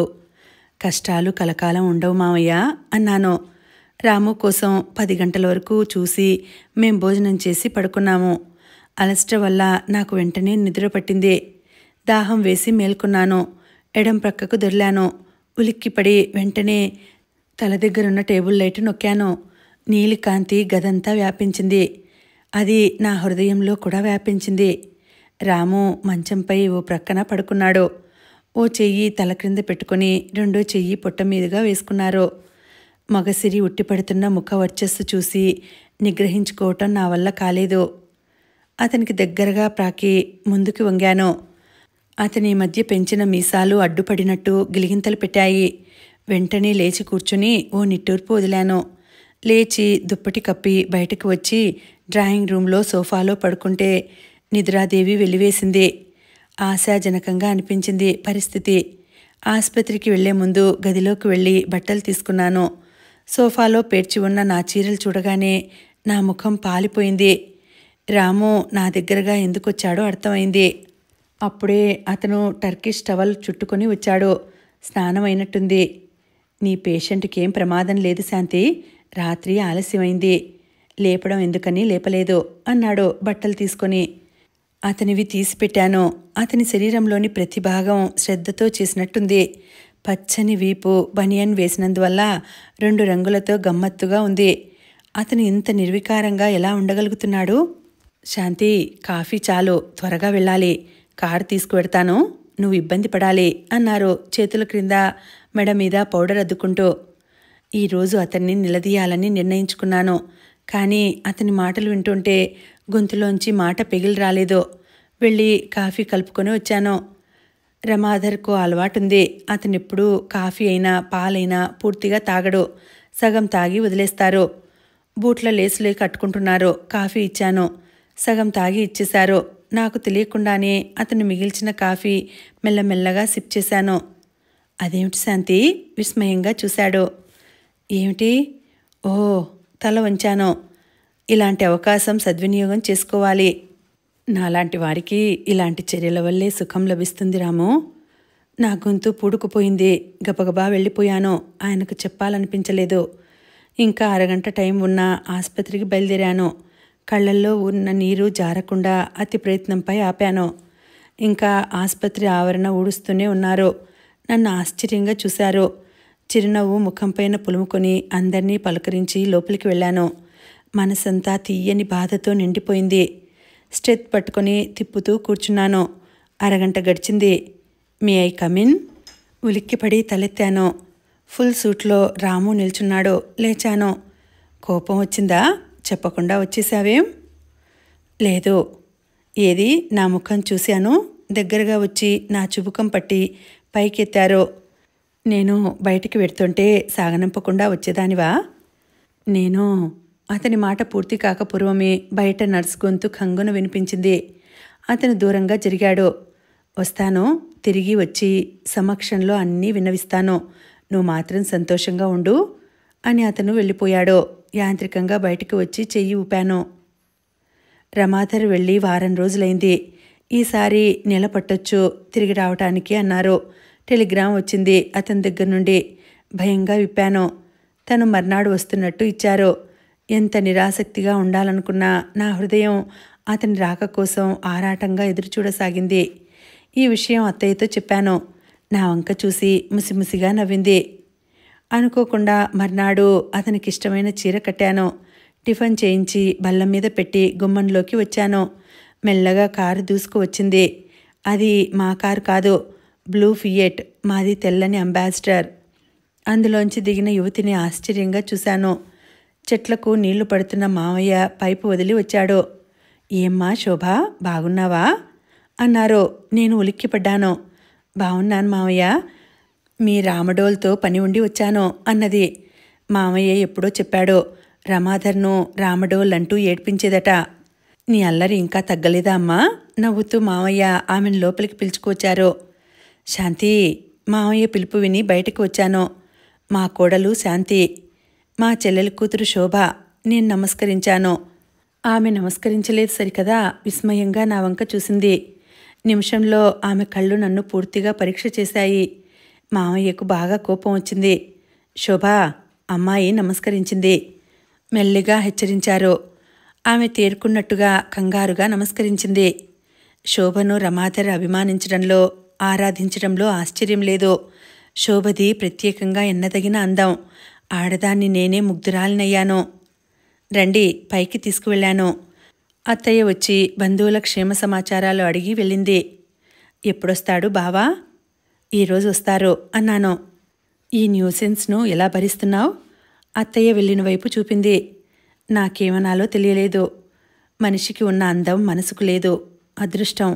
శోభకారు అత్తయ్య చూడలేదు. నెమ్మదిగా మెట్లు దిగుతున్నాను. శాంతి, రాము వచ్చాడులా ఉంది. 2 మెట్లు ఒకేసారి దిగి వచ్చాను. అతని వెనుక పనివాడు ప్యాకెట్ తెచ్చి కుర్చీలో పెడుతున్నాడు. 1 రోజులని ఈరోజే వచ్చారేం? నీకోసం శాంతి, వెళ్ళేటప్పుడే విధిలేక వెళ్ళాను అన్నారు. నా వెనకాలే దిగిన శోభను చూసి నేనేం మాట్లాడలేదు. అతను మామూలుగా శోభను పలకరించి బట్టలు మార్చుకోవడానికి వెళ్ళిపోయారు. ఇద్దరికీ కాఫీ తెచ్చాను. నీకేది శాంతి? నేనిందాకే మామగారికిచ్చి తాగాను.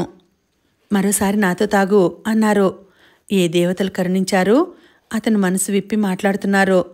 వెళ్ళి కాఫీ తెచ్చుకోగానే తను ఒత్తిగిలి ప్రక్కనే చోటు చూపారు. ఇదేమిటి, ఎదురుగా శోభ ఉందని లేకుండా? అతను బాధపడతాడేమోనని వెళ్ళి కూర్చున్నాను. కాఫీ తాగుతుండగా అతను శోభను కుశల ప్రశ్నలు అడిగారు. చూడు బావా, ఓ చిన్న పని ఉండి వచ్చాను. చెప్పు, నా వల్ల అయ్యే పని అయితే చేస్తాను. అయ్యే పనేలే, తొందరేం, నెమ్మదిగా చెబుతాను అన్నది నా ముందు చెప్పడానికి ఇష్టం లేనట్టు. రాము, నేనోసారి ఆసుపత్రికి వెళ్ళొస్తాను. లేచాను. 5 నిమిషాలు ఆలస్యంగా వెడుదువుగాని నీకోసం ఏం తెచ్చానో చూడు అన్నారు. అతను తెచ్చిన ప్యాకెట్లు విప్పాను. నాకు, అత్తయ్యకు చీరలు, మామయ్యకు స్వెటరు ఉన్నాయి. మీకేం తెచ్చుకోలేదా? యథాలాపంగా అడిగాను. నాకు కావలసినవి నువ్విస్తావని. అతని వంక చురుకుగా చూశాను. అతనెప్పుడూ అలా మాట్లాడడు. అతను లేచి కీ తీసుకున్నాడు. పద, నిన్ను వదిలి వస్తాను. పర్వాలేదు, ఎంత దూరం? వారించాను. కానీ అతనితో 2 నిమిషాలు ఏకాంతంగా మాట్లాడనిది బ్రతకలేనేమో అనిపించింది. రానియవే, రోజూ నడిచే వెడుతున్నావుగా అన్నది అత్తయ్య. ఇద్దరం పక్కింటి గ్యారేజ్ వరకు నడిచాం. శాంతి, ఈసారెందుకో నువ్వు ఊహల్లోకి వచ్చి ఊరించి పరితపించేలా చేశావు. అదంతా మీకే తెలియాలి అన్నాను. ఏం పెద్ద మనిషి, అలాంటి రాత్రులు వివాహమైన కాడి నుండి గడుపుతున్నాను. ఇప్పుడు తెలిసి వస్తుందా? ఏమిటలా నిల్చున్నావు? ఎక్కు అన్నాడు. ఏం లేదు అని ఎక్కాను. సంతోషంతో నా మతి పోతోంది. చాలు, రమాధర్ మారాడు. ఈ క్షణంలో ప్రాణం పోయినా పర్వాలేదు అనిపించింది. నాకు శాంతి నీలం చీరలో కనిపిస్తే బావుండును అనుకున్నాను. అలాగే కనిపించావు అన్నారు తృప్తిగా. అలాగే అతని మాటలు వింటూ గడపాలని అనిపించింది. కానీ ఎంత దూరం? ఆసుపత్రి వచ్చేసింది. దిగాను. అతను కారు నా కోసం వదిలివేసి నడిచి వెళ్ళాడు. త్వరగా రా, నేను ఎన్నో మాట్లాడాలని వచ్చాను. పానకంలో పుడకలా శోభ ఒక్కర్తి. విసుక్కున్నారు. వెళ్ళేటప్పుడు బాగా అయింది అన్నట్టు నవ్వాను. మీరు అదృష్టవంతులు డాక్టర్, నవ్వుతూ నర్సు పలకరించింది. ఎందుకో? రూపవంతుడనే కాదు, మీ శ్రీవారు మంచి మనసు కలవారు కూడాను అన్నది. ఆయన మంచి మనసు మీకెలా తెలిసింది అన్నాను నవ్వుతూ. ఆయన చూపులోని ఆరాధన. నర్స్, ఇది ఆసుపత్రి, మనం కవిత్వం చెప్పుకోకూడదు అన్నాను. హుషారుగా అందరినీ చూసి ప్రిస్క్రిప్షన్ రాసిచ్చాను. ఎక్కువ మంది పేషెంట్లు లేరు. వచ్చి నా గదిలో కూర్చున్నాను. మీరు వెళ్ళండి డాక్టర్, ఇంకెవరన్నా వస్తే నేను చూస్తాను. నర్స్ నా మనసులోని మాటలు చెప్పింది. నెమ్మదిగా కోనిరాగం తీస్తూ ఇంటికి వచ్చాను. కారు పార్క్ చేసి మా ఆవరణలో అడుగుపెట్టాను. ఇంటి ముందున్న లాన్లో కూర్చుని శోభ వారు కబుర్లు చెప్పుకుంటున్నారు. వరండాలో లైటు వెలుగుతోంది. అమ్మకు మంది ఇచ్చారా? నిద్రపోతోంది అన్నాడు. వాళ్ల ప్రక్కనే కూర్చున్నాను. వాళ్ళు ఏదో గంభీర విషయం చర్చించారని తెలుస్తూనే ఉంది. ఆ తర్వాత అందరం ఇంట్లోకి వెళ్ళాం. నాకు అలవాటైంది. ఆసుపత్రి నుండి రాగానే స్నానం చేయటం. స్నానం చేసి వడ్డించాను. మీ ఆవిడ చాలా తక్కువ మాట్లాడుతుంది బావా. నా వంక ఒకసారి చూసి నవ్వాడు. ఆ రాత్రి రాము తన నిర్లక్ష్యానికి క్షమార్పణ కోరాడు. అతనిల్లు కాపాడటానికి వచ్చిన దేవతనన్నాడు. చాలా తీపి తీపి మాటలతో నన్ను మురిపించేశాడు. నా జీవితం ధన్యమైంది. ఇంతకంటే ఏం కావాలి? రాము అంటే మొదటి నుండి నాకు ఆరాధనే. అతను నన్ను ప్రేమించి ఆరాధించాడంటే నాకంటే అదృష్టవంతులు ఎవరున్నారు? శాంతి, నీతో కాశ్మీర్ చూడాలని ఉంది. అమ్మను వదిలి ఎలా? నీవంటే నాన్నగారికి మహా ఇష్టంలే. నీకోసం వారం రోజులు శ్రమపడతారు. ఆయనతో చెప్పారా? చాలా సంతోషించారు. నిన్ను పూజించాలట. ఓహో, బడిత పూజ అన్నాను నవ్వుతూ. ఒక పురుషుడి సమక్షంలో స్త్రీ ఇంత నిశ్చింతగా ఆనందంగా ఎందుకు ఉంటుంది? ఈ మానసిక బలహీనత ఎందుకో? రాము చేతిపై తల ఉంచి పడుకున్న నాకు ఎన్నో ఆలోచనలు వస్తున్నాయి. వారం రోజులైనా శోభ కదలకపోవడం చూసి ఆశ్చర్యం వేసింది. ఈ విషయం ఆయనను అడగాలా వద్దా అని చాలా ఆలోచించాను. సాధారణంగా ఆయన నా దగ్గర ఏ విషయమూ దాచిపెట్టరు. కానీ శోభ విషయం ఎత్తటమే లేదు. ఎందుకో ఆ విషయం ఎక్కువ ఆలోచించే సమయం లేదు. మేము లేని వారం రోజులు అవస్థపడకుండా ఉండేందుకు మావయ్యకు మందులు, వాటి వాడకం రాసిస్తున్నాను.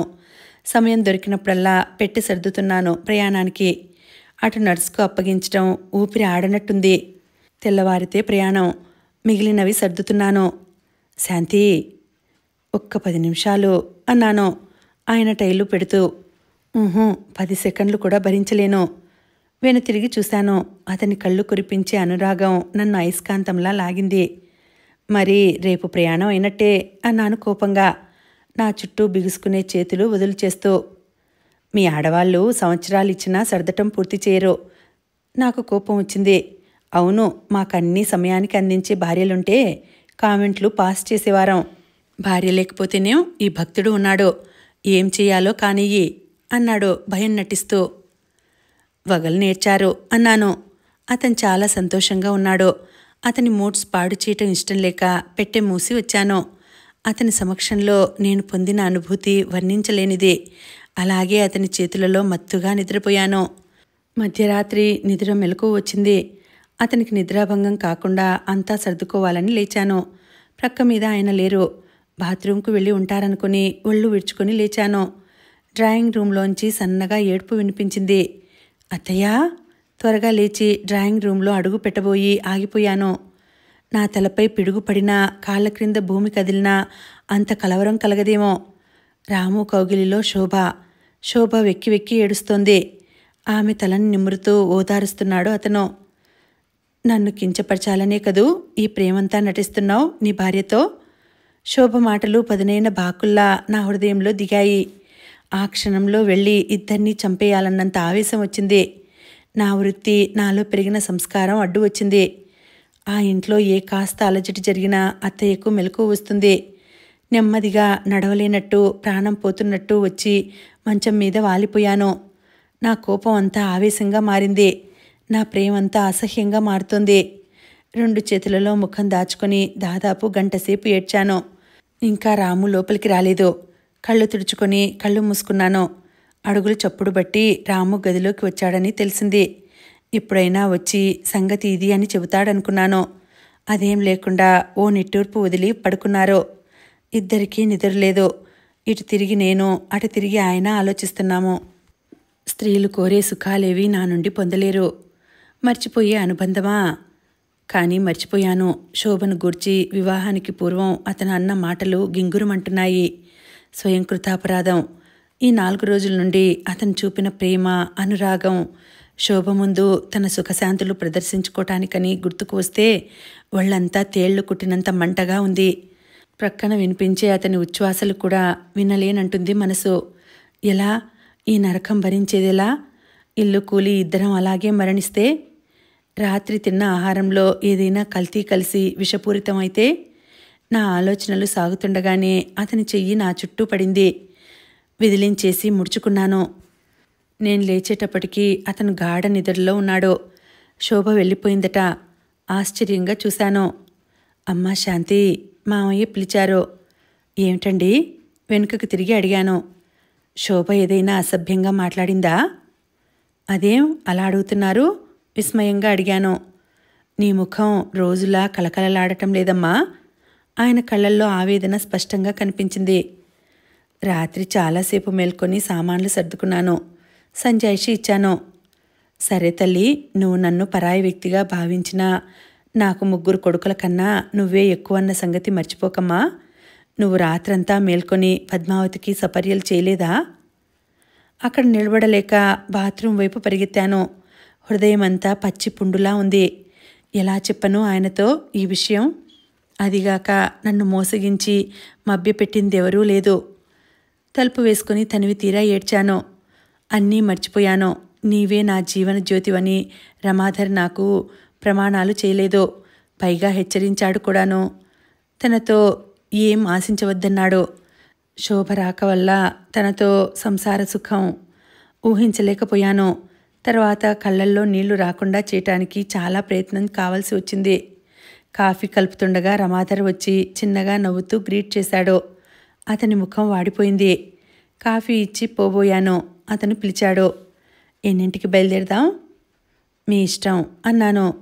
భోజనాలు చేసి 10ంటికి బయలుదేరాం. జాగ్రత్త శాంతి, అత్తయ్య బుగ్గలు పొణికింది. మామయ్య 1000 రూపాయలు ఇచ్చాడు. సంతోషంగా తిరిగిరామ్మా. రాము జాగ్రత్త. వారు లోపలికి వెళ్ళాక కారు తీశారు. ఎక్కి కూర్చున్నాము. ఆయన ఏదైనా ఆలోచిస్తున్నారేమో మాట్లాడలేదు. కారు హైదరాబాద్ సమీపిస్తుండగా మొదట నేను తేరుకున్నాను. ఇక్కడ ఒక 10 నిమిషాలు ఆపండి. అదేం ఆపుతూ అడిగారు. రమాధర్ ముఖం చూస్తూ చెప్పదలుచుకున్నది చెప్పలేకపోయాను. ముఖం కిటికీలోంచి బయటకు పెట్టాను. చూడండి, మన జీవితం ఇలా అవుతుందని ఊహించలేదు. మాట పైకి పెకిలి రావడం లేదు. శాంతి, ఏమిటిది? అతని దగ్గరగా వచ్చి నా ముఖం తన వైపు తిప్పుకున్నారు. ధైర్యం చేయాలి, నటన చేత కాదు. నేను చూడాలని రాలేదు. ఏడుపు వినిపిస్తే హాల్లోకి వచ్చాను. రాత్రి. శాంతి, ఆయన నన్ను వదిలేశారు. నేను మనిషినే, మనసుంది. మీ తప్పేం లేదు. మీరు మొదటే అంతా చెప్పారు. కానీ కళ్ళు నా ఆధీనంలో లేవు. క్రింది పెదవి పంటితో బిగబట్టి కన్నీరు ఆపాలని చూసిన నా ప్రయత్నం వృధా అయింది. కన్నీటి పొరల్లోంచి అతని మలినమైన ముఖం కనిపిస్తోంది. కొన్ని నిమిషాలు ఇద్దరి మధ్య మౌనంగా దొర్లిపోయాయి. మీ జీవితంలోకి నేను రాకపూర్వం జరిగిన దానికి బాధపడేంత మూర్ఖురాల్ని కాదు. కానీ ఇప్పుడు ఏ విధంగానూ నా మనసుకు నచ్చ చెప్పుకోలేకపోతున్నాను. కేవలం శోభను టీస్ చేయడానికి నన్ను ఆపుకోలేని దుఃఖం వచ్చింది. అతను బలవంతంగా ముఖం తన వైపుకు తిప్పుకొని కన్నీరు ఒత్తాడు. శాంతి, మన మధ్యన అపోహలుండరాదు. ఒక్క విషయంలో నువ్వు నా మాట నమ్మాలి. నేను శోభ కోసం నిన్ను... అతని కంఠం అదోలా అయింది. నిన్ను మభ్యపెట్టే నీచుణ్ణి కాదు. వద్దు, మీరు సంజాయిషి ఇవ్వద్దు. మనసులో పుట్టెడు బాధతో మీ వెంట కాశ్మీర్ రాలేను. నన్ను మా అమ్మ దగ్గర దింపి మీరు వెళ్ళండి అన్నాను. నేను చెప్పింది వినవా? వింటాను, ఇప్పుడు కాదు. నా మనసు కుదుటపడ్డప్పుడు. ఆవేశంలో మాట్లాడే మాటలు అనర్థాలకు దారితీస్తాయి అన్నాను. సరే. అతనేం మాట్లాడలేదు. యాక్సిలేటర్ నొక్కాడు. అతనికెందుకో కోపం వచ్చినట్టుంది. రాణి, నేను మనిషినే. ఆ సంగతి గుర్తించక నా ముందే అలా ప్రవర్తించటమా? స్త్రీ కదా, శోభకైనా బుద్ధి లేదా? కారు ఆగగానే బావ, పిల్లలు ఆనందంగా పరిగెత్తుకొచ్చారు. వాళ్ళని దగ్గరకు తీసుకున్నాను. నా బట్టలున్న సూట్ కేసు తీశాడు రమాధర్. బావ అందుకున్నాడు. మేము కాశ్మీర్ ప్రయాణం పెట్టుకున్నాము. ప్రభుత్వోద్యోగులకు కుదురుతుందా? నేను వెళ్ళాలి. శాంతి మీ దగ్గర ఉంటుంది. ఆమె ఇష్టం వచ్చినప్పుడు వెడుతుంది అన్నాడు నిర్వికారంగా. అబ్బా, ఎంత నటనా అనుకున్నాను. అందరం ఇంట్లోకి వెళ్ళాం. అమ్మా, చూడు ఎవరొచ్చారో. అక్కయ్య కేక వేసింది. అమ్మ వచ్చింది. అమ్మ కళ్ళు మిలమిలా మెరిశాయి. నన్ను దగ్గరగా తీసుకుంది. ఆమె హడావిడి అంతా ఇంతా కాదు. పలహారాలయ్యాక రమాధర్ బయలుదేరాడు. అప్రయత్నంగా నా కాళ్ళు కారు వరకు లాక్కు వెళ్ళాయి. వెళ్ళొస్తాను శాంతి. ఒక నిమిషం చూశాడు నేనేం చెబుతానో అని. ఆ తర్వాత మెల్లగా కారు స్టార్ట్ చేసుకుని వెళ్ళిపోయాడు. అక్కడే ఎంతసేపు నిల్చున్నానో నాకే తెలియదు. కారు ఇంకా కనిపిస్తోందా శాంతి? బావ అడిగేసరికి సిగ్గుపడి లోపలికి వచ్చాను. ఈ 10 ఏళ్లలో ఎన్నడూ తిననంత తిండి తింటూ నిద్రపోయాను. అక్కయ్యతో సినిమాలకు, పిల్లలతో షికార్లకు యాంత్రికంగా వెళ్ళి వచ్చాను. రాత్రింబవళ్ళు నన్ను వేధించే ప్రశ్న ఒకటే, నా జీవితం ఇలా ఎందుకైంది? సమాధానం దొరికింది. రమాధర్ జీవితంలో బలవంతంగా ప్రవేశించాను. అతనికి నేనంటే ఆసక్తి లేదు. అతన్ని నిందించి లాభం లేదు. ఒక్కసారి మామగారు కళ్ళ ముందు కదిలారు. జీవితంలో సంసార సుఖం ఒక్కటే జీవించటానికి కేంద్రమా? నేను డాక్టర్ని. రోగుల సేవలో జీవితం గడిపేయవచ్చు. అవును, రమాధర్ అనే వ్యక్తితో ప్రమేయం లేదనుకుంటే. వారం రోజులకు కాస్త ప్రశాంతపడింది మనసు. బావా, రేపు వెళ్ళిపోతాను. నీకేం తొందర? ఆయన రాని. అబ్బా, వాళ్ళు వచ్చి తీసుకువెళ్లే కాలం పోయింది బావా అన్నాను చిరాకుగా. బావ వెళ్ళి బట్టలు తెచ్చాడు. అమ్మ పిండి వంటలు చేసింది. ఈసారి ఉట్టిగా వస్తే ఊరుకొంచెలాయ్ బొట్టు పెడుతూ మేళమాడింది అక్క. నా కండ్లలో నీరు ఊరింది. ఆ అదృష్టం నాకెక్కడిది? చూసిన దృశ్యం మర్చిపోయి కాపురం చేసే విశాల హృదయం నాకు లేదు. 1 గంట వరకు పనిచేసి అలసటగా ఇంటికి వచ్చాను. వాకిట్లో కారు చూసి తెల్లబోయాను. నెల రోజుల తర్వాత వచ్చాడు రమాధర్. అతని ముఖం ఎలా చూడాలి? మెల్లగా ఇంట్లోకి వెళ్ళాను. అతను తల్లితో ఏదో మాట్లాడుతున్నాడు. అతని వైపు చూడనట్టే గదిలోకి వెళ్ళాను. అతడు వస్తాడని ఆశించాను, కానీ రాలేదు. అమ్మా శాంతి, త్వరగా రా, అబ్బాయి పలహారం చేయలేదు అని అత్తయ్య పిలిచింది నవ్వుతూ. నీది తప్పేరా? అమ్మాయి అలిగిందంటే అలగదు మరి. నెల రోజులుకా ఇల్లు గుర్తుకు రావడం. ఆమెను తలుచుకుంటే చాలా బాధగా ఉంది. ఈ 2 జీవితాలకు అంతం లేదా? బట్టలు మార్చుకుని స్నానం చేసి వచ్చాను. నేను బిగుసుకు కూర్చుంటే వాళ్ళింకా ఎన్నో ఊహిస్తారని వడ్డించాను. భోజనాలయ్యాక అతను నా వెనకాలే గదిలోకి వచ్చాడు. శాంతి అన్నాను నిర్లిప్తంగా, నిరాసక్తిగా. అతనిపై ఇప్పుడు నాకెలాంటి వ్యామోహము లేదు. నా కళ్ళ ముందు నిలిచిన తెరలు తొలగిపోయాయి. నా పొరపాటు నాకు తెలిసి వచ్చింది. వనిత తానంతా ఒలిచి వచ్చినా అన్న సామెత ఊరికే పుట్టిందా? నా ఉత్తరం చదివావా? లేదు. చించావా? ఆ మాత్రం అర్థం చేసుకోలేరా? అది చెప్పాలా? నాకు 3 నెలలు ఢిల్లీలో పని ఉంది. వెళ్లే ముందు నీ మనసులోని సంశయాలు దూరం చేసి వెళ్ళాలి. రాము అంటూ ప్రేమగా పిలిచే నీవు మౌనంగా ఉన్నావంటే ఎంత కోపం వచ్చిందో నాకు తెలుసు. అతని చేతులు నా చుట్టూ పడ్డాయి. వెంటనే అతని చేతులలో ఒదిగిపోయిన శోభ కనిపించింది. అతనికి దూరంగా జరిగాను. నేను మిమ్మల్ని సంజాయిషి కోరలేదు. మీరు వివాహానికి ముందే అన్నీ చెప్పారు. నాకు నాపైనే కోపంగా ఉంది. చటుక్కున వెనుతిరిగాను. శాంతి, ఏమిటి విపరీతం? మన వివాహం మంచి ముహూర్తంలో జరగలేదా? నేను ఈ భూమి మీదికే దుర్ముహూర్తాన్ని వచ్చాను. విసురుగా అంటున్న నా చెయ్యి పట్టుకున్నాడు. వద్దు శాంతి, అర్థం లేని ఆవేశంతో మన జీవితాలు నాశనం చేయకు. నేనా? రోషంగా తిరిగి అడిగాను. అంతలో వాకిట్లో పెద్ద కలకలం. డాక్టరమ్మా అన్న ఆక్రందన వినిపించింది. అతను చెయ్యి వదిలేశాడు. ఆయన వెనుక నేను బయటకు వచ్చాం. కొందరు మనుషులు ఓ వ్యక్తిని మోసుకు వచ్చారు. ఆ వెనుకే ఓ స్త్రీ హృదయ విదారకంగా ఏడుస్తోంది. ఆమె నా 2 కాళ్ళు పట్టుకుంది. అమ్మా, నా భర్తను కాపాడమ్మా. వాళ్ళ చేతులు బడా, పొలం దగ్గర తగాదా వస్తే కొట్టుకుంటారా? అతనికి ప్రథమ చికిత్స చేయాలి. ఈ దుర్ఘటన అత్తయ్య చూస్తే మరో రంగం తయారు. అందుకే బలవంతంగా ఆయనతో మాట్లాడవలసి వచ్చింది. అమ్మను ఈ ఛాయలకు రానివ్వకండి అన్నాను. ఆయన లోపలికి వెళ్లారు. గల్లంతు చేయొద్దని వచ్చిన వారికి నచ్చ చెప్పలేక ప్రాణం విసిగిపోయింది. ప్రథమ చికిత్స చేశాను. రక్తస్రావం అధికంగా అయింది. వెంటనే రక్తం ఇవ్వాలి. ఆ వసతి నా దగ్గర లేదు. వెంటనే కారులో వేసుకుని భార్య, అతని బావమరిది వెంటరాగా హైదరాబాద్ వెళ్ళాను. 7 గంటలు అదో విచిత్ర అవస్థ. మరేం గుర్తుకు రాలేదు. అతని ప్రాణం కాపాడటం తప్ప. ప్రమాదం గడిచిందని తెలిసాక తేలికగా ఊపిరి పీల్చుకున్నాను. ఆ రాత్రి ఒంటరిగా డ్రైవ్ చేయటమా? నాకేమవుతుంది అన్న ధైర్యం వచ్చింది. నిరాశలోంచి ధైర్యం వస్తుంది కాబోలు. తల భారంగా ఉంది.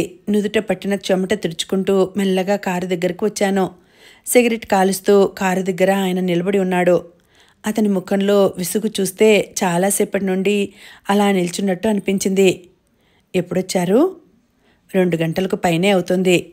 ఎలా వచ్చారు? బస్సులో. తాళం చేతులు ఇలాతే. అమ్మయ్య అనుకున్నాను. నిజంగా నాకు కారు నడిపే ఓపిక లేదు. అతనికి కీస్ ఇచ్చాను. ఎలా ఉంది నీ పేషెంట్కి? ప్రమాదం దాటింది. అతను కారు స్టార్ట్ చేయటం గుర్తుంది. మళ్ళీ మెలకువ వచ్చేసరికి గాల్లో తేలినట్టుగా ఉంది. ఇంత గాఢ నిద్రపోయానేమిటి? కళ్ళు విప్పేసరికి నా మంచంలో ఉన్నాను. ఇదేమిటి, నేనిక్కడికెలా వచ్చాను?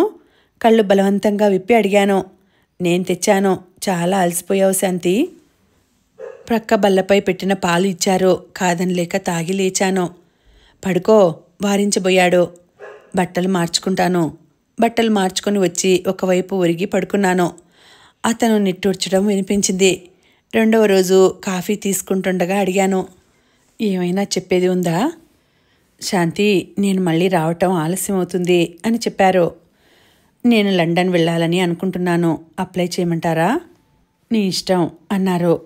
మొదట 2 నిమిషాలు తెల్లబోయారు. నేను ఇలా అడుగుతానని ఆశించి ఉండరు. 8 గంటలకు వారు వెళ్ళిపోయారు. ఇప్పుడిప్పుడే నిగ్రహం అలవర్చుకుంటున్నాను. ఫారిన్ వెళ్ళడానికి కావలసిన వివరాలు సేకరించమని బావకు ఉత్తరం రాసి పోస్ట్ చేశాను. నా మనసేమిటో నాకే తెలియటం లేదు. సాయంత్రాలు అత్తయ్య అవస్థను చూస్తే ఆమెను వదిలి ఎక్కడికి వెళ్ళను అని ఓ నిశ్చయానికి వస్తాను. రాత్రి ఒంటరిగా పడుకోగానే అందరిపైన కోపం వస్తుంది. వివాహానికి పూర్వం పైలా పచ్చీసుగా తిరిగిన మొగాళ్ళు లేరా?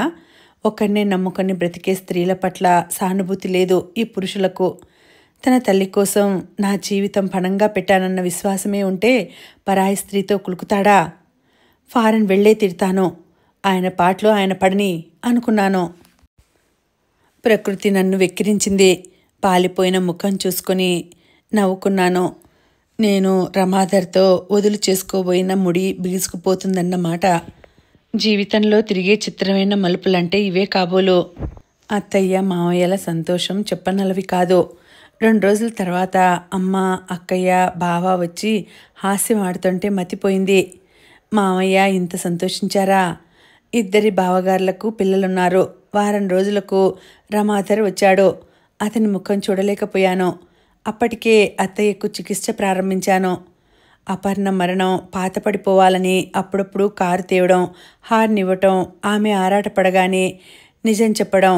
కానీ దానివల్ల ఒక్కోసారి రాత్రంతా నిద్రుండేది కాదు. ఆమె ఏడుస్తూ గిలగిల్లాడిపోయేది. ఏమిటో ఒక్కోసారి ప్రాణం పోయినా బావుండును అని విసుక్కునేవారు మావయ్య. ఆయన గదిలోకి వచ్చి విప్పని తన ఉత్తరాల వంక చూసుకొని తెల్లబోయాడు. శాంతి, ఒకప్పుడు నేను నిన్ను నిర్లక్ష్యం చేస్తే నా కోసం పరితపించావు, ప్రేమించావు. కానీ అన్నీ మరిచి నా హృదయమంతా నిన్నే నింపి ఆరాధిస్తుంటే అసహించుకుంటున్నావు. ఇది విధి నాటకం. సరే, నీ అంతా నీవు నిలదీసి అడిగే వరకు ఏ విషయాలు చెప్పను, సరేనా? నీ ఆరోగ్యం మాత్రం నిర్లక్ష్యం చేయొద్దు అన్నారు. దానికి జవాబివ్వలేదు. భోజనాల దగ్గర మళ్ళీ నా ఆరోగ్యం గురించి చర్చ వచ్చింది. నేను ఎంత చెప్పినా వినదు. మీ అమ్మకు ఆ చికిత్స ప్రారంభించింది. ఆ పిచ్చిది ఒకనాడు చచ్చినా బావుండును అన్నారాయన. అత్తయ్య అప్పడాలు వేయిస్తోంది. ఈ విషయం వింటే బ్రతకగలదా? మామయ్య, నా గొంతు నాకే కర్కశంగా వినిపించింది. మీరింకోసారి ఆ మాట అన్నారంటే నా ఉనికిలో అర్థం లేదు అన్నాను కోపంగా. 2 నెలలకే గుణం కనిపించటం లేదు. ఏం గుణమో, ఇప్పుడు నీ ఆరోగ్యం ముఖ్యం అన్నారు ఉదాసీనంగా. వీలైనంతవరకు టూర్స్ తగ్గిస్తున్నారు. వెళ్ళినా 1-2 రోజుల కంటే ఎక్కువ ఉండటం లేదు. అత్తయ్య విషయం 2 రోజులు చూశారు. శాంతి, ఈ చికిత్స మానేయి, నేను చూడలేను అన్నారు బాధగా. సగంలో వదిలిపెట్టడం డాక్టర్ల లక్షణం కాదు అన్నాను దృఢంగా. అమ్మ, బావ కూడా చెప్పి చూశారు. నేను మాట్లాడలేదు. ఆమె కేసు నా వృత్తికే సవాల్. 1-2 సార్లు సైకియాట్రిస్టును పిలిపించాను. అతను కూడా బాగవుతుందని ఆశగా చెప్పారు. సీమంతం అది ఇదని గొడవ చేస్తామంటే వారించి అమ్మ వాళ్ళు తెచ్చిన కొత్త బట్టలు కట్టుకుని తెలిసిన వారికి భోజనాలు పెట్టించాము. అమ్మ వాళ్ళంతా వెళ్ళిపోయారు. మర్నాడు ఉదయమే అందరము కాఫీ తాగుతుండగా అత్తయ్య ఓ చిన్న దంతపు పెట్టెతో వచ్చింది. అమ్మాయి శాంతి, ఏమత్తయ్యా? నా వంక దీక్షగా చూసింది 2 నిమిషాలు. తండ్రి కొడుకులు కూడా కుతూహలంగా చూశారు. నీకు చచ్చినవారి వస్తువుల పట్ల, ముహూర్తాల పట్ల నమ్మకముందా తల్లి? అదేమిటి అలా అడుగుతున్నారు? అప్పుకు బావుంటుందని ముత్యాల సెట్టు చేయించాను. దానికి పెట్టుకునే అదృష్టం లేదు. ఆమె కళ్ళు పుడుకుపోయాయి. నువ్వు పెట్టుకుంటే చూద్దామని. అలాగే అత్తయ్య, నాకలాంటి నమ్మకాలేం లేవు అన్నాను. మర్నాడే ఆదివారం. మధ్యాహ్నం ఆస్పత్రికి వెళ్ళేది ఉండదు. అత్తయ్య చేత జడ వేయించుకుని మల్లెలు తురుముకున్నాను. ఆమె ఎన్నిక చేసి పెట్టిన తెల్ల చీర కట్టుకుని ముత్యాల నగలు పెట్టుకున్నాను. బలహీనంగా ఉన్నా ఏదో నిండుగా ఉన్నాను అనిపించింది. ఆమె మెటికలు విరిచి నుదురు ముద్దు పెట్టుకుంది. అబ్బాయిని లేపు, మనం వెంకటేశ్వర స్వామి ఆలయానికి వెళ్ళాలి అన్నది. ఈ అలంకారంతో అతని ఎదుట పడటమా? చదువుకున్నావు గాని బొత్తిగా భయస్థురాలివే అమ్మాయి. నవ్వుతూ వెళ్ళి కొడుకుని లేపుకొని వచ్చింది. అతని ముఖంలో మార్పులు గమనించకూడదని ముఖం వేరే దిక్కు పెట్టి కూర్చున్నాను. నువ్వెందుకమ్మా నీ కోడలి చేత ఎన్ని దండాలు పెట్టించమంటావో చెప్పు అంటున్నాడాయన. బావుందిరా, నాకు మొక్కు తీర్చుకోవాలని ఉంది. శోభ నీ జీవితం చిన్నాభిన్నం చేసినప్పటి నుండి అనుకుంటూనే ఉన్నాను. ఆ తర్వాత ఆమె మాట్లాడేది వినదలుచుకోలేదు. లేచి పెరట్లోకి వెళ్ళాను. ఆ పేరు వింటేనే చేదు మింగినట్టు ఉంటుంది. అమ్మా శాంతి, మామయ్య నన్ను వెతుక్కుంటూ వచ్చారు పెరట్లోకి. చప్పున కనుకొలకలలో నిలిచిన నీటిని తుడుచుకున్నాను. ఆయన కంటపడిందా? ఇక ఆరాలు మొదలవుతాయి. ఆయన ఏమో చెప్పబోయారో. మాటలు రానట్లు నా తల నిమిరారు. ఆయన వెనకాల లోపలికి వచ్చి ఆశ్చర్యపోయాను. పూలు పళ్ళు బుట్టలో పెట్టుకుని సిద్ధంగా ఉంది అత్తయ్య. రమాధర్ కారు ఇంటి ముందు పెట్టి చెక్ చేసుకుంటున్నాడు. అతను కావాలనే కొట్టాడేమో. హార్న్ వినిపించింది. పదమ్మా, అబ్బాయికి అంతా తొందర అంటోందామె. నా కళ్ళు సంతోషంగా సజలమయ్యాయి. నౌకరుకు జాగ్రత్తలు చెప్పి హైదరాబాద్ వెళ్ళాము. పూజ అయ్యాక ప్రసాదం తీసుకుని బయటకొచ్చాము. అత్తయ్య, అమ్మని చూసిపోదామా అన్నాను. అలాగేనమ్మా అన్నది. రమాధర్ మారు మాటలేక కారు తెచ్చాడు. అమ్మ ఆనందము హడావుడి అంతా ఇంత కాదు. వియ్యంకుడు వియ్యపురాలు ఎప్పుడూ రాలేదు. సంగతంతా విని అక్కయ్య గదిలోకి పిలిచింది. ఏమిటి నీ పిచ్చి? ఆ చచ్చిన పిల్ల నగలు వేసుకుంటావా? అక్కయ్య, అవునే, అందరి బాగోగులు కోరేదానివి నువ్వున్నావు. నీ విషయాలు మేము అడగవద్దు నిష్ఠూరంగా అన్నది. అది కాదక్క, ఒక అభాగ్యురాలి కోరిక కన్నా మన నమ్మకాలు విలువైనవి కావు. నన్ను భయపెట్టకు ప్లీజ్. ఆవిడ పరిస్థితి మారితే నాదే గెలుపు అన్నాను. మొండిదానవ్, నా మాటలు ఎప్పుడు విన్నావని విసుక్కుంది. భోజనాలు అయ్యాక అందరం తిరిగి వచ్చాం. కారు మొదటిసారిగా మా ఇంటి ముందు పెట్టాము. రమాధర్ విరగబూసిన గులాబీలు తెంచాడు కొమ్మ నుండి. చిన్నపిల్లవాడివి అనుకోనా? తెలిసినవాడివిరా. రాత్రిపూట చెట్ల మీద చేయి వేస్తారా? అత్తయ్య అరుపులు వినిపించాయి. అబ్బా, ఈ స్థితి ఇంకా 2 నెలలు కాబోలు. అలసటగా ఉంది. వచ్చి బట్టలైనా మార్చక ఈ మంచంపై కూర్చున్నాను. నాకు ఈరోజు ఆనందంగా ఉంది. నేను అనుకున్నది సాధించాను. నా కాళ్ల దగ్గర చల్లగా తగిలింది. ఉలిక్కిపడి చూశాను. ఇందాక త్రుంచిన రోజా పూలు నా పాదాలపై పెట్టాడు రమాధర్. ఇదేం పరిహాసం? కాళ్ళు వెనక్కు లాక్కున్నాను. శాంతి, నాకు వేరే దేవుడు ఉన్నాడంటే నమ్మకం లేదు. మానవత్వంతో ఇతరుల కోసం స్వార్థం త్యాగం చేయగల మనిషే దేవుడు అని నా నమ్మకం. ప్లీజ్, అలాంటి మాటలు నేను వినలేను. నాకు కంపరం పుట్టుకువచ్చింది. నాపై అంత అభిమానమే ఉంటే శోభతో అంత విచ్చలవిడిగా తిరిగేవారా? నా సమక్షంలోనే నా కన్ను కప్పే పెద్ద మనిషి. నటన బాగా వచ్చు. సరే, ఈ టానిక్ తాగు అన్నారు. ఈ 2 నెలల నుండి నా భోజనం విషయంలో, మందుల విషయంలో అత్యంత శ్రద్ధ కనపరుస్తున్నారు. అవును, నాకేదైనా అయితే తన తల్లి బాధ్యత ఎవరు స్వీకరిస్తారు? టానిక్ తాగి అలాగే పడుకున్నాను. 4 రోజుల తర్వాత 2 బావగారులు తోడికోడన్లు వచ్చారు. మామగారు రాశారట. ఈసారి విసుర్లు కాస్త తగ్గాయి. ఇప్పుడేమంటారన్నట్టు రమాధర్ వదినల వంక చూశాడు. గట్టివాడివే అభినందించారు వదినలు. విందులు వినోదాలు జరుగుతున్నాయి. మా ఇంటికి రావటం మానేసిన బంధువుల రాకపోకలు మొదలయ్యాయి. నాకు నోబెల్ ప్రైజ్ దొరికినంత ఆనందంగా ఉంది. ఒక విషయం ఖచ్చితంగా చెప్పగలను. గృహస్థ జీవితపు ఛాయలు తప్పకుండా సాంఘిక జీవితంపై పరావర్తనం అవుతాయి. మా అత్తగారి చికిత్స నాకు ప్రత్యేకమైన గౌరవం తెచ్చిపెట్టింది. ఆసుపత్రిలో అందరూ గౌరవంగా చూస్తారు. ఊరి వారికి నేనంటే ప్రత్యేకమైన అభిమానం. ఒక విధంగా నిశ్చింత. అక్కడ కూడా రాజకీయాలే ఉంటే నా పని ఏమయ్యేదో. ఆ రోజే హైదరాబాద్ నా ప్రయాణం. మనసంతా అదోలా ఉంది. స్త్రీకి ప్రసవం అంటే పునర్జన్మ అంటారు. మళ్ళీ ఈ ఊరు రాగలనా, ఈ పరిసరాలు చూడగలనా అనిపించింది. ఇంకా తెల్లవారలేదు. లేచి హాల్లోకి వచ్చాను. అత్తయ్య గదిలో దీపం వెలుగుతోంది. నెమ్మదిగా అటు వెళ్ళాను. ఆమె వెక్కి వెక్కి ఏడుస్తోంది. చూడు పద్మ, నువ్విలా నిరంతరం దుఃఖిస్తే ఆ పన్న తిరిగి వస్తుందా? మామగారి అనునయింపు. చెట్టంత కూతురు ఎలా మర్చిపోవాలండి? రోజు నీ బాధ చూస్తుంటే ఆ మత్తు మందు ఇవ్వటమే మేలనిపిస్తుంది. ఆయన కంఠం బాధగా ఉంది. ఇంకా ఏడ్చిన శబ్దం వినిపిస్తూనే ఉంది. చూడు పద్మ, శాంతి మన ఇంటికి వచ్చే నాటికి నువ్వు ఉన్మాద స్థితిలో, నీ కొడుకు మరో రకమైన పిచ్చిలో ఉన్నారు. ఆ అమ్మాయికి ఎందుకో మనపై జాలి, అభిమానం కలిగాయి. మన ఇంటికి దేవతగా వచ్చింది. ఆమె కోసమైనా నీవు ఈ దుఃఖం మర్చిపోక తప్పదు అన్నారు. అక్కడ నిలబడలేకపోయాను. మనసు కుదుట పడ్డట్టే అనిపించింది. మళ్ళీ ఇదేం? ఆవిడ మానసికంగా చికిత్స పొందినది. కానీ ఆలోచిస్తుండగానే ఒక విధంగా నడుములో పోటు ప్రారంభమైంది.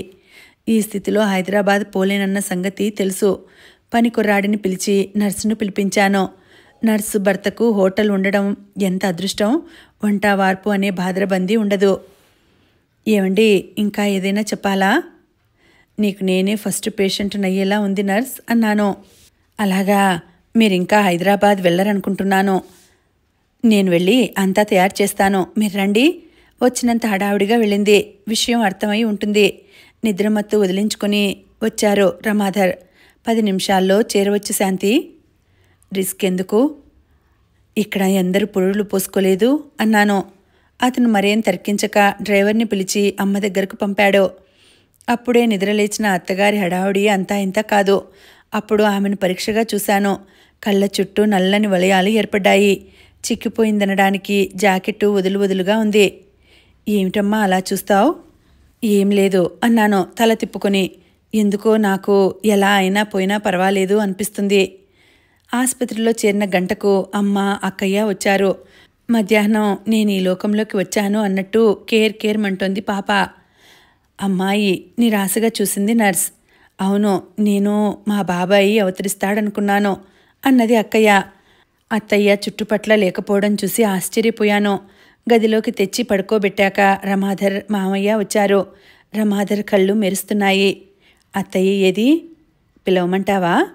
వద్దు, ఆమె ఏకాంతం కోరుకుంటోంది అన్నాను నీరసంగా. 3వ రోజు ఇంటికి వచ్చినా ఆమె ఎదురు రాలేదు. అమ్మే అన్నీ అమర్చింది. పిచ్చి ముఖానివి, నువ్వంతలా పూసుకు తిరుగుతావు. వచ్చి పసిదాన్ని చూసే కళ్ళు లేవు. నిష్ఠూరం ఆడింది అమ్మ. అమ్మా, ఆ తల్లి హృదయం అర్థం చేసుకోలేవా? ఆమె హృదయంలో పెద్ద తుఫాన్ రేగిందమ్మా. తన కూతురే మళ్ళీ పుట్టిందని ఆమె భావన. మళ్ళీ ఆ అమ్మాయిని తను ప్రేమగా చూస్తే ఏమనర్థమో అన్న భయం అన్నాను. మీ అత్త అదృష్టవంతురాలే అన్నది అమ్మ కినుకగా. కాఫీ తెచ్చి నాకిచ్చింది. కానీ ఊయల కేసి చూడనైనా చూడలేదు. నాకు నవ్వు, జాలి ఒక్కుమ్మడిగా వచ్చాయి. నాకు ఆశాకిరణం తలుక్కుమంది. నా ప్రణాళికకు దోహదం చేయటానికన్నట్టు బావ చిన్న యాక్సిడెంట్ చేసుకున్నాడు. అమ్మ, అక్కయ్య వెళ్ళిపోవటానికి తయారవుతున్నారు. ఏమో, నీ మెతకతనం వల్లే వాళ్ళంతా ఇలా తయారయ్యారు. మీ ఆయన మేం పరాయివారమా అంటున్నాడు. నువ్వు ఒప్పించి బయలుదేరు. ఆవిడ నీ ముఖం చూసేలా లేదు. పసిపిల్లతో అవస్థపడే కర్మ నీకేం? అమ్మ విసుక్కుంది. తన కూతురు చచ్చిపోతే ఇక ఈ బారసాలలు జరగవా? పండుగలు, ఆడంబరాలు వద్దు అంటుందేం? అక్క విసుక్కుంది. అక్కయ్యా, అమ్మా, మొదట బావగారి ఆరోగ్యం ముఖ్యం. ఆయనకు తగ్గిపోయాక నేను వచ్చి ఉంటాను. ఎన్నో విధాలుగా నచ్చచెప్పి వారిని పంపేశాను.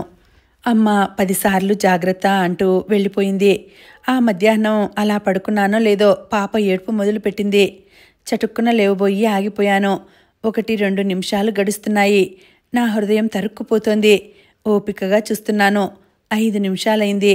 నా అంచనా తప్పు కాలేదు. అత్తయ్య గదిలోకి రాగానే చటుక్కున కళ్ళు మూసుకున్నాను. ఆవిడ పాపను ఎత్తుకున్నట్టుంది. ఏడుపు ఉధృతం తగ్గింది. నా తల్లే, చిన్నముండను ఏడిపించారా? అయ్యో శాంతి. అత్తయ్య కంఠం తీక్షణంగా ఉంది. పిలిచారా? అప్పుడే లేచినట్లు నటించాను. ఆ పిల్లదాని నోరు ఎండిపోతోంది. ఏమిటా మొద్దు నిద్ర? నా ఒడిలో పాపను వేసింది. కునుకు పట్టేసింది అన్నాను. ఆమె వెళ్ళిపోయింది. పాపకు పాలు పట్టి పడుకోబెట్టి నెమ్మదిగా బయటకు వచ్చాను. తులసికోట దగ్గర కూర్చుని ఆవేదనగా గుండె రాసుకుంటోంది. దూరం నుండి రమాధర్ వస్తున్నాడు. అమ్మా, అతను నెమ్మదిగా పిలిచాడు. వచ్చావా రాము? వెంటనే ఓ ఆయానో నర్సునో ఏర్పాటు చెయ్యి. శాంత డాక్టర్ అయితే కావచ్చు, కానీ మంచిగా పిల్లల్ని పెంచలేదు. అదేమిటమ్మా? అతను ఆశ్చర్యంగా చూశాడు. తల్లికి పిల్లల ఏడుపు గాఢ నిద్రలో కూడా వినిపించాలి. పిల్లది గుక్కపట్టి ఏడుస్తుంటే నిద్రపోతారా ఎక్కడైనా? క్రొత్త కదమ్మా. నేను చెప్పేది చెప్పాను, ఆ తర్వాత నీ ఇష్టం. అంత నిష్ఠురం దీనికమ్మా? ఈరోజే మాట్లాడదాం అన్నారు. నేను వెనక్కి తిరిగి వచ్చాను. బల్ల మీదున్న వార్తాపత్రిక తీసుకుని కూర్చున్నాను. శాంతి చాలా నెలల తర్వాత అతను చనువుగా నా మంచంపై కూర్చున్నాడు. ఏమిటన్నట్టు చూశాను. నువ్వు ఎన్నాళ్ళు సెలవు పెట్టాలనుకున్నావు? ఎందుకు? మరి నీ సెలవు అయిపోయేలోగా చిట్టి తల్లికో ఆయాన్ని చూడవద్దు? నాకు నవ్వు వచ్చింది. ఏమనలేదు. అంతేనా, లేక నాకు పిల్లల్ని పెంచడం రాదా? అదేం మాట? అతను ఉలిక్కిపడ్డాడు. సూటిగా చూడలేక లేచి వెళ్ళిపోయాడు. పాప నేను డబుల్ కాట్పై పడుకున్నాము. చిన్న మంచం వేసుకుని రమాధర్ పడుకున్నాడు. మధ్యలో పాప లేస్తే మీరేం కలుగ చేసుకోవద్దు. ఎందుకు? నాది తుది ప్రయత్నం. అత్తయ్య మృత్యుముఖం నుండి బయటపడ్డది, కానీ ఇంకా ఆమెకు అపర్ణ ధ్యాస పోలేదు. అది పోవాలంటే పాపను ఆమెకే వదిలేయాలి అన్నాను. నీకేం మతిపోయిందా? మొన్నటి వరకు పిచ్చిల్లో ఉన్న అమ్మ చేతిలో పాపను పెడతావా? తప్పదు. ఆమె శారీరకంగానే కాదు, మానసికంగా బ్రతకాలి అన్నాను దృఢంగా. శాంతి, ఇంతవరకు నీవేం అడిగినా కాదనలేదు. చివరకు నాకిష్టం లేకపోయినా నీ కోరికపై పెళ్లి కూడా చేసుకున్నాను. థ్యాంక్స్ అన్నాను వెటకారంగా. నీ థ్యాంక్స్ నాకేం అక్కర్లేదు. నువ్వు 9 నెలల నుండి నా పట్ల నిరసన చూపుతున్నా బాధపడలేదు. నేను చెప్పేది నువ్వు వినదలుచుకోక క్షోభ పెట్టినా భరించాను. ఆయన లేచారు. పాపను అపురూపంగా ఎత్తుకున్నారు. కానీ శాంతి, నా పాపను నీ ప్రయోగాలకు ఉపయోగించనివ్వను అన్నారు కఠినంగా. అదే మాట ఇంకో రీతిగా చెబితే వినేదాన్నేమో. నాకు పట్టుదల హెచ్చింది. ఈ అభియోగాలు నాపై మోపే కంటే ముందు స్త్రీ హృదయం ఏమిటో అర్థం చేసుకోలేదు. మృదు హృదయాన్ని బండగా మార్చారు. నాకు పట్టుదలగానే ఉంది. పాపపై నాకే అధికారము లేదా? ఉన్నది, కాదని ఎవరూ అనలేరు. కానీ అమ్మకు మాత్రం అప్పగించకు అన్నారు మళ్ళీ పడుకోబెడుతూ. వాదం తీవ్రమైంది. ఇద్దరికీ పట్టుదలగానే ఉన్నది. ఆఖరు అస్త్రం ఉపయోగించాను. నేను ఈ ఇంట్లోకి ప్రవేశించిందే ఆమె కోసం ఏమైనా చేస్తాను. కూతురు కోసం ఆమె నిరీక్షించింది. ఆమెలోని మార్పు కోసం నేను నిరీక్షించాను. అదృష్టం, పాప ఈ ఇంట పుట్టింది. పాప ద్వారానే ఆమె పూర్తిగా కోలుకుంటుంది. ఆమె మరణించినా భరిస్తాను గాని పాప. మధ్యలోనే త్రుంచివేశాను అతని మాటలను. సరే, నా ట్రీట్మెంట్కు ఆటంకం కలిగితే మరణించడానికైనా సిద్ధమే. ఛీ, నీది తల్లి హృదయమా? మరణిస్తావో, నీ పేషెంట్ను బ్రతికించిన గౌరవంతో ఊరేగుతావో నీ ఇష్టం. కోపంగా వెళ్ళి మంచంపై వాలిపోయాడు. నేనేం తర్కించలేదు. చిన్ని పాప ముఖం చూస్తూ కూర్చున్నాను. నిమిషాలు గంటల్లోకి మారాయి. పాప ఏడుస్తోంది. గుక్క పట్టింది. తలుపు వేసి ఉంది. మెల్లగా తీసిపెట్టి వచ్చి ఇంకోవైపు తిరిగి పడుకున్నాను. నా ఊహ సరి అయినదే. అత్తయ్య వచ్చింది. ఇద్దరినీ విసుక్కుంటూ పాపను తీసుకువెళ్ళింది. మామయ్య లేవటం, పాపను అతనికిచ్చి ఫ్లాస్క్లోని నీటితో తను పాలు కలిపి పట్టడం అంతా అర్థం అవుతోంది. బెడ్లైట్ కాంతిలో రమాధర్ కళ్ళు అగ్నిగోళాల్లా మెరుస్తున్నాయి. నిర్లక్ష్యంగా ముఖం తిప్పుకున్నాను. ఆ రాత్రంతా పాప అత్తయ్య దగ్గరే ఉంది. ఉదయం లేస్తూనే రమాధర్ నా దగ్గరకు వచ్చారు. నాకు సర్కారు జిల్లాకు ట్రాన్స్ఫర్ అయితే వద్దన్నాను. కానీ ఇప్పుడు వెళ్ళటమే ఉత్తమం అనిపిస్తోంది. నీ ఆశయ సిద్ధి కోసం ఏమైనా చేసుకో. డ్రాయర్లో పాస్బుక్ ఉంది. నెల నీ అకౌంట్కు డబ్బు పంపిస్తున్నాను.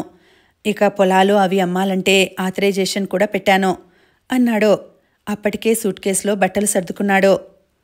రాము, ఇక వద్దు. నువ్వు నీ కర్తవ్య నిర్వహణ కోసం ప్రాణాలైనా దారపోసే డాక్టర్వి. నేను మామూలు మనిషిని. ఒకప్పుడు అమ్మ కోసం ప్రేమనే త్యాగం చేశాను. ఈనాడు అన్నీ వదులుకుంటున్నాను. Wish you all the best అనేసి వెళ్ళిపోయారు. నేను తేరుకునే లోపలే కారు వెళ్ళిపోయింది. ఆ సాయంత్రమే అమ్మ వచ్చింది. రమాధర్ అక్కడికి వెళ్ళారట. నన్ను నానా మాటలు అన్నది. నా నిర్ణయం సడలలేదు.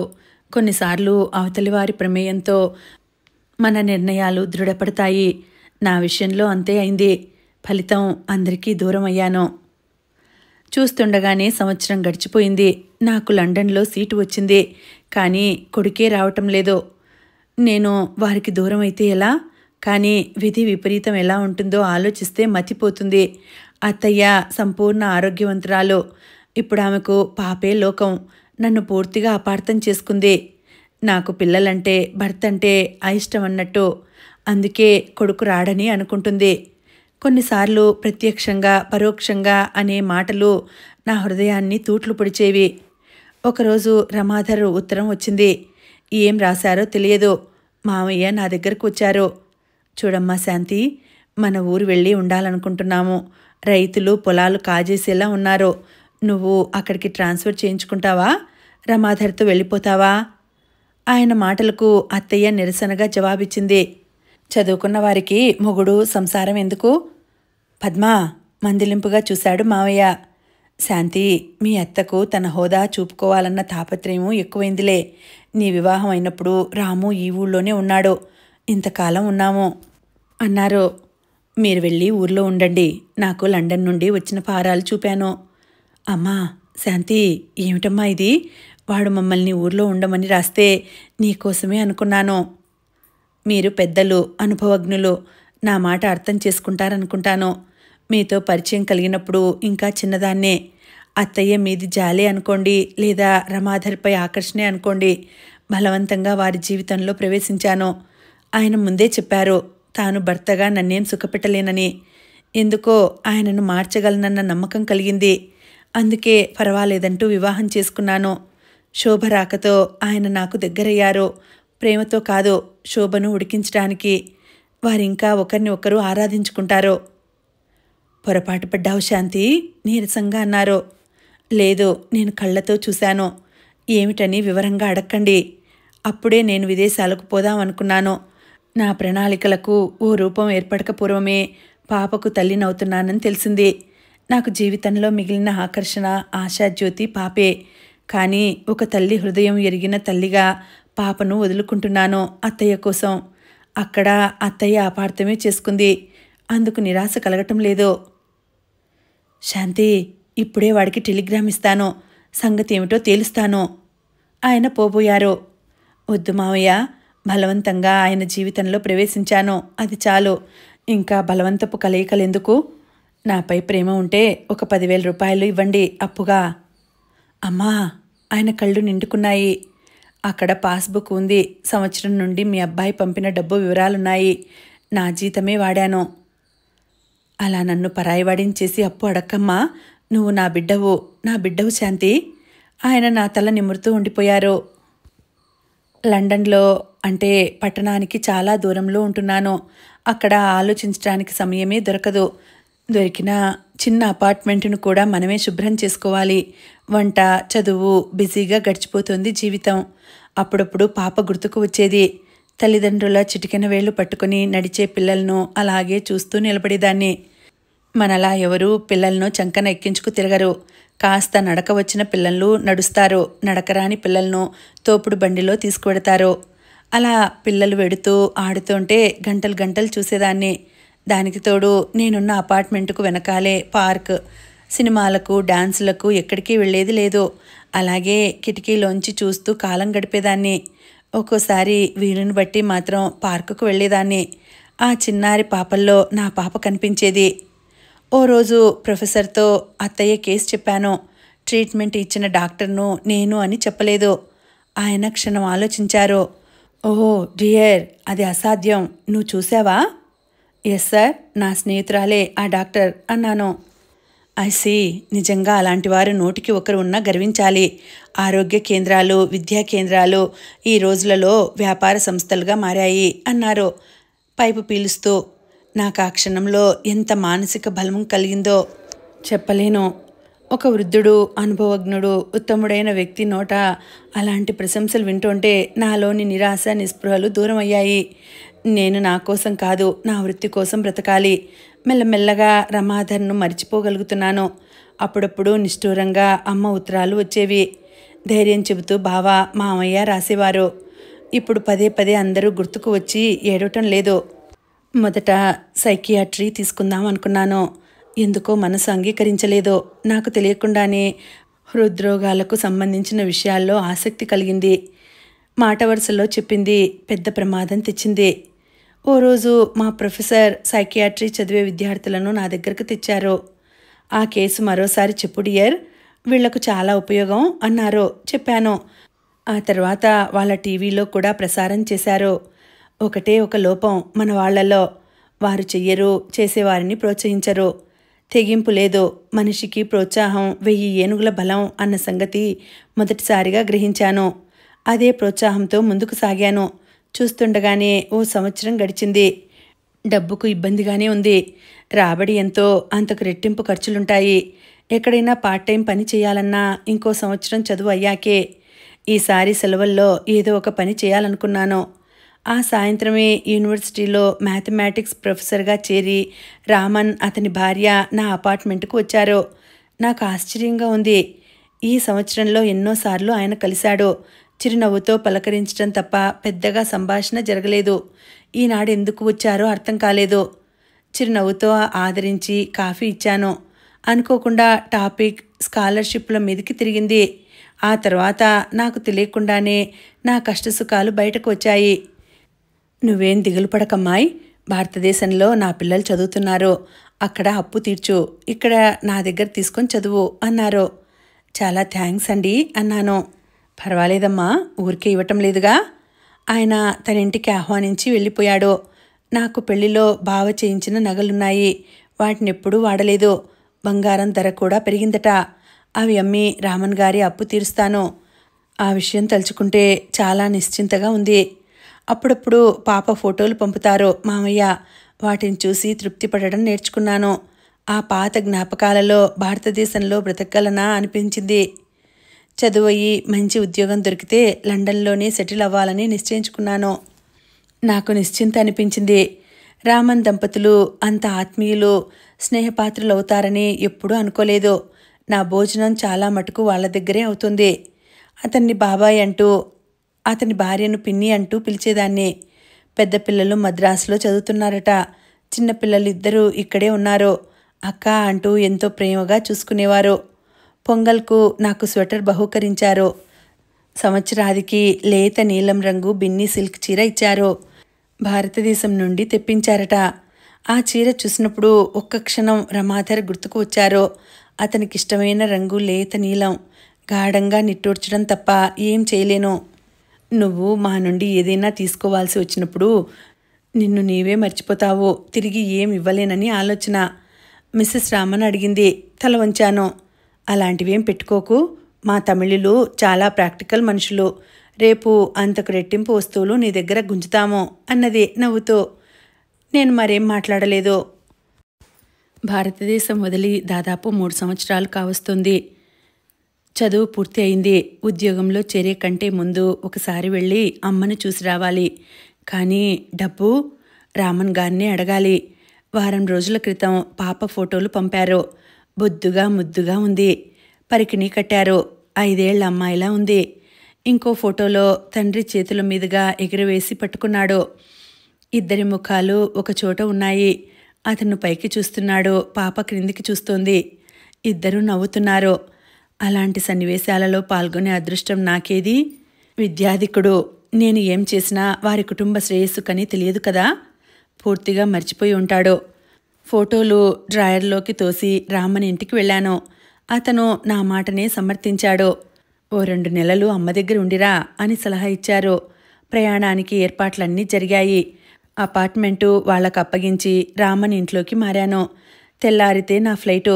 10 దాటే వరకు మాట్లాడి ఆ తర్వాత పడుకున్నాము.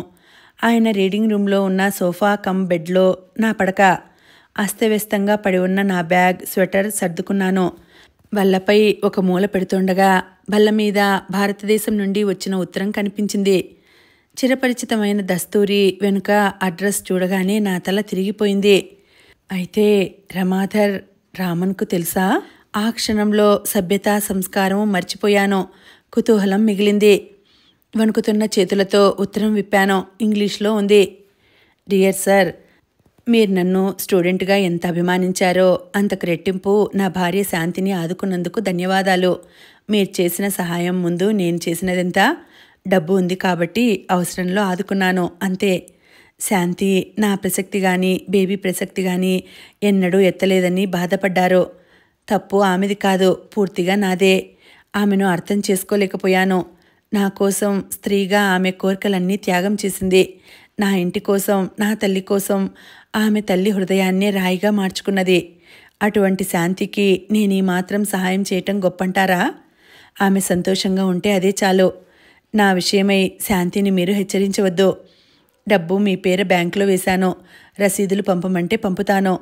పాప బావుంది. అమ్మను పూర్తిగా బిజీగా ఉంచుతుంది. ఈ మధ్య అమ్మ కూడా కోడల్ని తీసుకొని రమ్మని కేకలు వేస్తోంది. నాన్నగారికి కోడల్ని కీర్తించడమే ఫుల్ టైం జాబ్గా మారింది. నాకు ప్రమోషన్ వచ్చింది. 2 నెలల క్రితం మద్రాసు వచ్చాను. మీ చిరంజీవులు క్షేమంగా ఉన్నారు. ఈసారి సెలవులకు హైదరాబాద్ రమ్మని చెప్పాను. ఆంటీకి నమస్సులు అందజేయండి. మీ ప్రియ శిష్యుడు రమాధర్. నాకు ఊపిరి పీల్చుకోవటం భారం అనిపించింది. ఏమిటి వెలుగునీడలు? రమాధర్కు నా పట్ల ఇంత అనురాగం ఉందా? రాత్రంతా నిద్రలేదు. పశ్చాత్తాపపడేవాడిని క్షమించకూడదా? ఏమిటి నా కర్తవ్యం? 2 సంవత్సరాలుగా దాదాపు మర్చిపోయిన సమస్య మళ్ళీ లేచి కూర్చుంది. మర్నాడు ఉదయం లేచాను. మామూలుగా వాళ్ళు విష్ చేస్తే నాకెలాగో అనిపించింది. ఎంత మంచివాళ్ళు, ఎంత గుట్టుగా వ్యవహారం నడిపారో. ఆనాటి నీలం చీర రమాధర్ పంపిందే అయి ఉంటుంది. ఒంట్లో బాగుండలేదా? మిస్సెస్ రామన్ అడిగింది. ఇంట్లోకి వెళుతూ ఆగాను. అదేం లేదు అన్నాను. బాత్రూంలో దూరి స్నానం చేసి బయలుదేరాము ఎయిర్పోర్టుకి. అప్రయత్నంగా వంగి వారి పాదాలు ముట్టుకున్నాను. ఏమిటమ్మా ఇది? ఆయన వెనక్కు జరిగాడు. కొడుకు కావాలని దీవించమంటుందేమో అన్నదావిడ. నా ముఖంలో కలగబోయే మార్పులు చూస్తూ నేను చిన్నగా నవ్వాను. అందరూ చేతులూపుతూ కనిపించారు. అమ్మ, పక్కన అక్కయ్య, బావ, మామయ్య, తర్వాత అత్తయ్య. ఆమె చేతిలో ఆరోగ్యంగా ఉన్న పాప 2 చేతులు ఊపుతోంది. నా కళ్ళు వెతికేవారు మాత్రం కనిపించలేదు. దగ్గరగా వచ్చి పాప కోసం చేతులు చాపాను. సిగ్గుగా బామ్మ భుజాన్ని కరుచుకుపోయింది. రామ్మా అన్నాను. అప్పటికే అక్కయ్య పిల్లలు నన్ను చుట్టుముట్టారు. దాన్ని ఎత్తి పెంచితే కదా గుర్తుపట్టడానికి. అమ్మ నిష్ఠూరం ఆడింది. నా కళ్ళల్లో నీళ్లు తిరిగాయి. బలవంతంగా పాపను తీసుకుని గట్టిగా ముద్దు పెట్టుకున్నాను. మళ్ళీ అత్తయ్య చేతుల్లోకి దూకింది. నేను చిన్నగా నవ్వుతూ కళ్ళు ఒత్తుకున్నాను. ఇప్పటికైనా తెలిసిందా శాంతి? తల్లి గుండె వెన్న అయితే కూతురు గుండె రాయని అమ్మ అడిగింది. పరీక్షగా చూశాను. 10 ఏళ్ల వయసు పెరిగినట్లు అనిపించింది. అమ్మను చుట్టేశాను. బయటికి పోదామా? మామయ్య అడిగారు. అమ్మను వదిలి మామయ్యకు నమస్కరించాను. ఆయన కళ్ళు తడిగా ఉన్నాయి. లండన్ వెళ్ళి లావు అవుతావనుకుంటే మరీ చిక్కిపోయావేం? బావ అడిగాడు. చాలండి, దానికక్కడ వండి తినిపించే ఆప్తులున్నారని లావవుతుందనుకున్నారా? అక్క విసుక్కుంది ముద్దుగా. వెంటనే రామన్ దంపతులు గుర్తుకు వచ్చారు. రమాధర్ రాలేదన్న విషయం పుండులా సలపసాగింది. అందరం అమ్మ దగ్గరికే వెళ్ళాము. భోజనాలు అయ్యాయి. ఇక మేము వెడతాం శాంతి. పాపను ఉంచి వెడతాం. ఉండలేకపోతే పంపించు అన్నది అత్తయ్య. ఎక్కడికి వెడతారు? ఆశ్చర్యంగా అడిగాను. నీకు రాయలేదు కదూ? పాప బడికి పోతోందని మేం సిటీలోనే ఉంటున్నాం. శాంతినగర్ కాలనీలో ఇల్లు కొన్నారు. అందరం పోదాం మన ఇంటికే. కావాలంటే మళ్ళీ వస్తాను అన్నాను. ఆ ముసలి దంపతుల కళ్ళు మెరిసినాయి. ట్యాక్సీ వచ్చింది. అమ్మ విసుక్కుంది. దీనికేదో మందు పెట్టారు అంటూ. ట్యాక్సీ దిగి ఇంట్లోకి వెడుతూ ఆగాను. ఇంటి పేరు శాంతి నిలయం అని పెట్టారు. క్షణం చూసి లోపలికి వెళ్ళాను. నిద్రపోయిన పాపను హాల్లో పడుకోబెట్టింది అత్తయ్య. హాల్లోకి తలుపున్న గదికి కర్టెన్ వేసి ఉంది. అదే అన్నట్టు చూసి వెళ్ళింది. నెమ్మదిగా కర్టెన్ తొలగించి లోపలికి అడుగుపెట్టాను. రమాధర్ రంగే మారిపోయింది. కళ్ళ మీద చేతులు పెట్టుకుని వాలు కుర్చీలో జారబడ్డాడు. ప్రక్కన యాస్ట్రే నిండా సిగరెట్ పీకలే. అతని ఆ స్థితికి కారణం నువ్వే అన్నట్టు ఏదో అదృశ్య కంఠం అరిచింది. నా కళ్ళు నిండుకున్నాయి. రాము. అతను ఉలిక్కిపడి చూశాడు. అతను నా రాకను నమ్మలేనట్టు చూశాడు. శాంతి. ఏం గుర్తుకు రావటం లేదా? శాంతి. అతను చాచిన చేతులలో వాలిపోయాను. ఎందుకో దుఃఖం ఉధృతంగా వచ్చింది. ఏమిటిది శాంతి? అతను నా తల నిమురుతూ ఉండిపోయాడు. 3 సంవత్సరాల నుండి గుండెల్లో గూడు కట్టిన బరువంతా తేలికయ్యే వరకు ఏడ్చాను. అతని దగ్గరే నా సుఖశాంతులు వదిలానని మొదటిసారి తెలిసింది. అలాగే ఎంతసేపు ఉన్నామో తెలియదు. అతని కళ్ళ నుండి కూడా 2 నీటి బిందువులు రాలాయి. అమ్మాయ్, రాము ఇంకా భోజనం చేయలేదమ్మా? అత్తయ్య బయట నుండి పిలిచింది. నాకు హృదయమంతా గట్టిగా పిండినట్టయింది. మేము హాయిగా భోజనం చేశాము. మెల్లగా తల ఎత్తి పమిటితో అతని కళ్ళ తడి ఒత్తాను. లేరాము? వద్దు శాంతి. అతని చేతులు నా చుట్టూ మరింత బిగుసుకున్నాయి.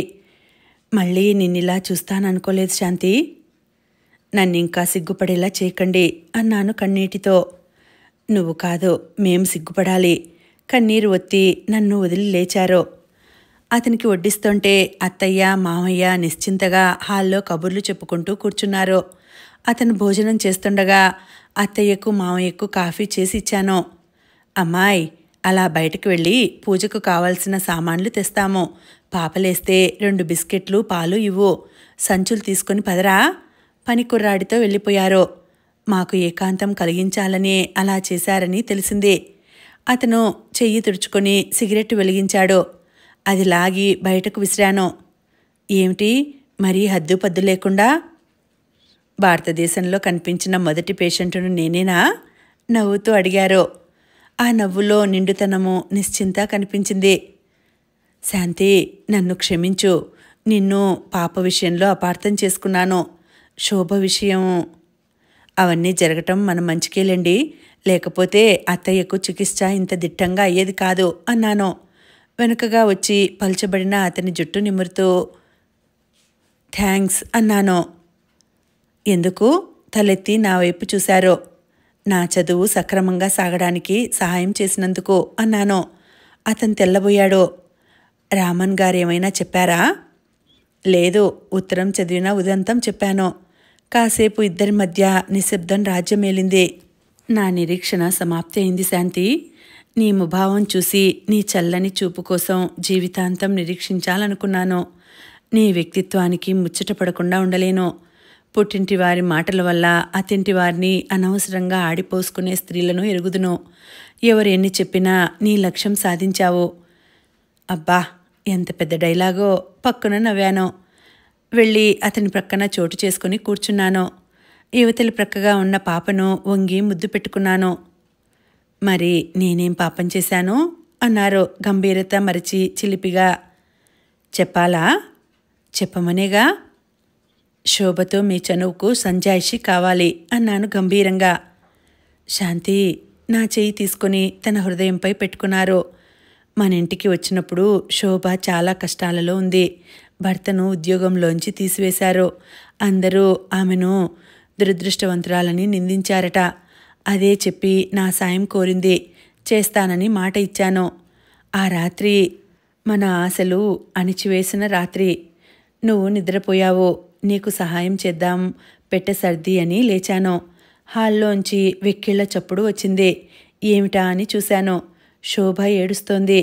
నన్ను చూడగానే వచ్చి పెనవేసుకుపోయింది. ఉన్మాదిలా వాగడం మొదలుపెట్టింది. ఆమెకు నచ్చచెప్పి వచ్చేసరికి నువ్వు వచ్చినట్టున్నావు. అబ్బా, ఆ దృశ్యం ఇప్పటికీ మరవలేను అన్నాను ముఖం తిప్పుకుంటూ. నాకు ఒకటి అర్థం కాదు. ప్రతి విషయం ఇంత విశాల హృదయంతో అర్థం చేసుకుని నీవు నా విషయంలో చాలా పొరపాటు. అతని నోరు మూశాను చేత్తో. రాము, నువ్వు స్త్రీవైతే తెలిసేది అన్నాను. ఓ, అర్థమైంది. స్త్రీ ఎంత విజ్ఞానవంతురాలైనా అసూయ. నా చేతిని తన చేత్తో పట్టుకొని అన్నాడు. అసూయ అనుకోండి, ఏమైనా అనుకోండి, నా బాధ వర్ణనాతీతం. పోనీ నన్ను మీరు ఇంకొకరి కౌగిలిలో చూస్తే ఊరుకుంటారా? అనుకోని ప్రశ్నకు తెల్లబోయాడు. అమ్మా, పాప లేచింది. నన్ను రామును మార్చి మార్చి చూసింది. అన్నయ్యా అంటూ అతని ఒడిలో దూరింది. నేను కాస్త దూరం జరిగాను. ఈ వరుస ఎవరు నేర్పారు? ఇంకెవరు, అమ్మా అన్నారు. అయితే పాప నన్ను వదినా అంటుందా? నవ్వుకున్నాను. మరి నేనే వారికి ఆ హక్కు ఇచ్చాను. ఇద్దరం కలిసి పాపకు పాలు తాగించాము. నేను తెచ్చిన బొమ్మలు ఫ్రాకులు ఇచ్చాక నాకు దగ్గరగా వచ్చింది. కొత్త ఫ్రాక్ వేశాను. బుట్టబొమ్మలా ముద్దొచ్చే పాపను ముద్దు పెట్టుకున్నాను. పాప వద్దండి, పాపమ్మ అంటారు పనివారు. అపర్ణ అందాం.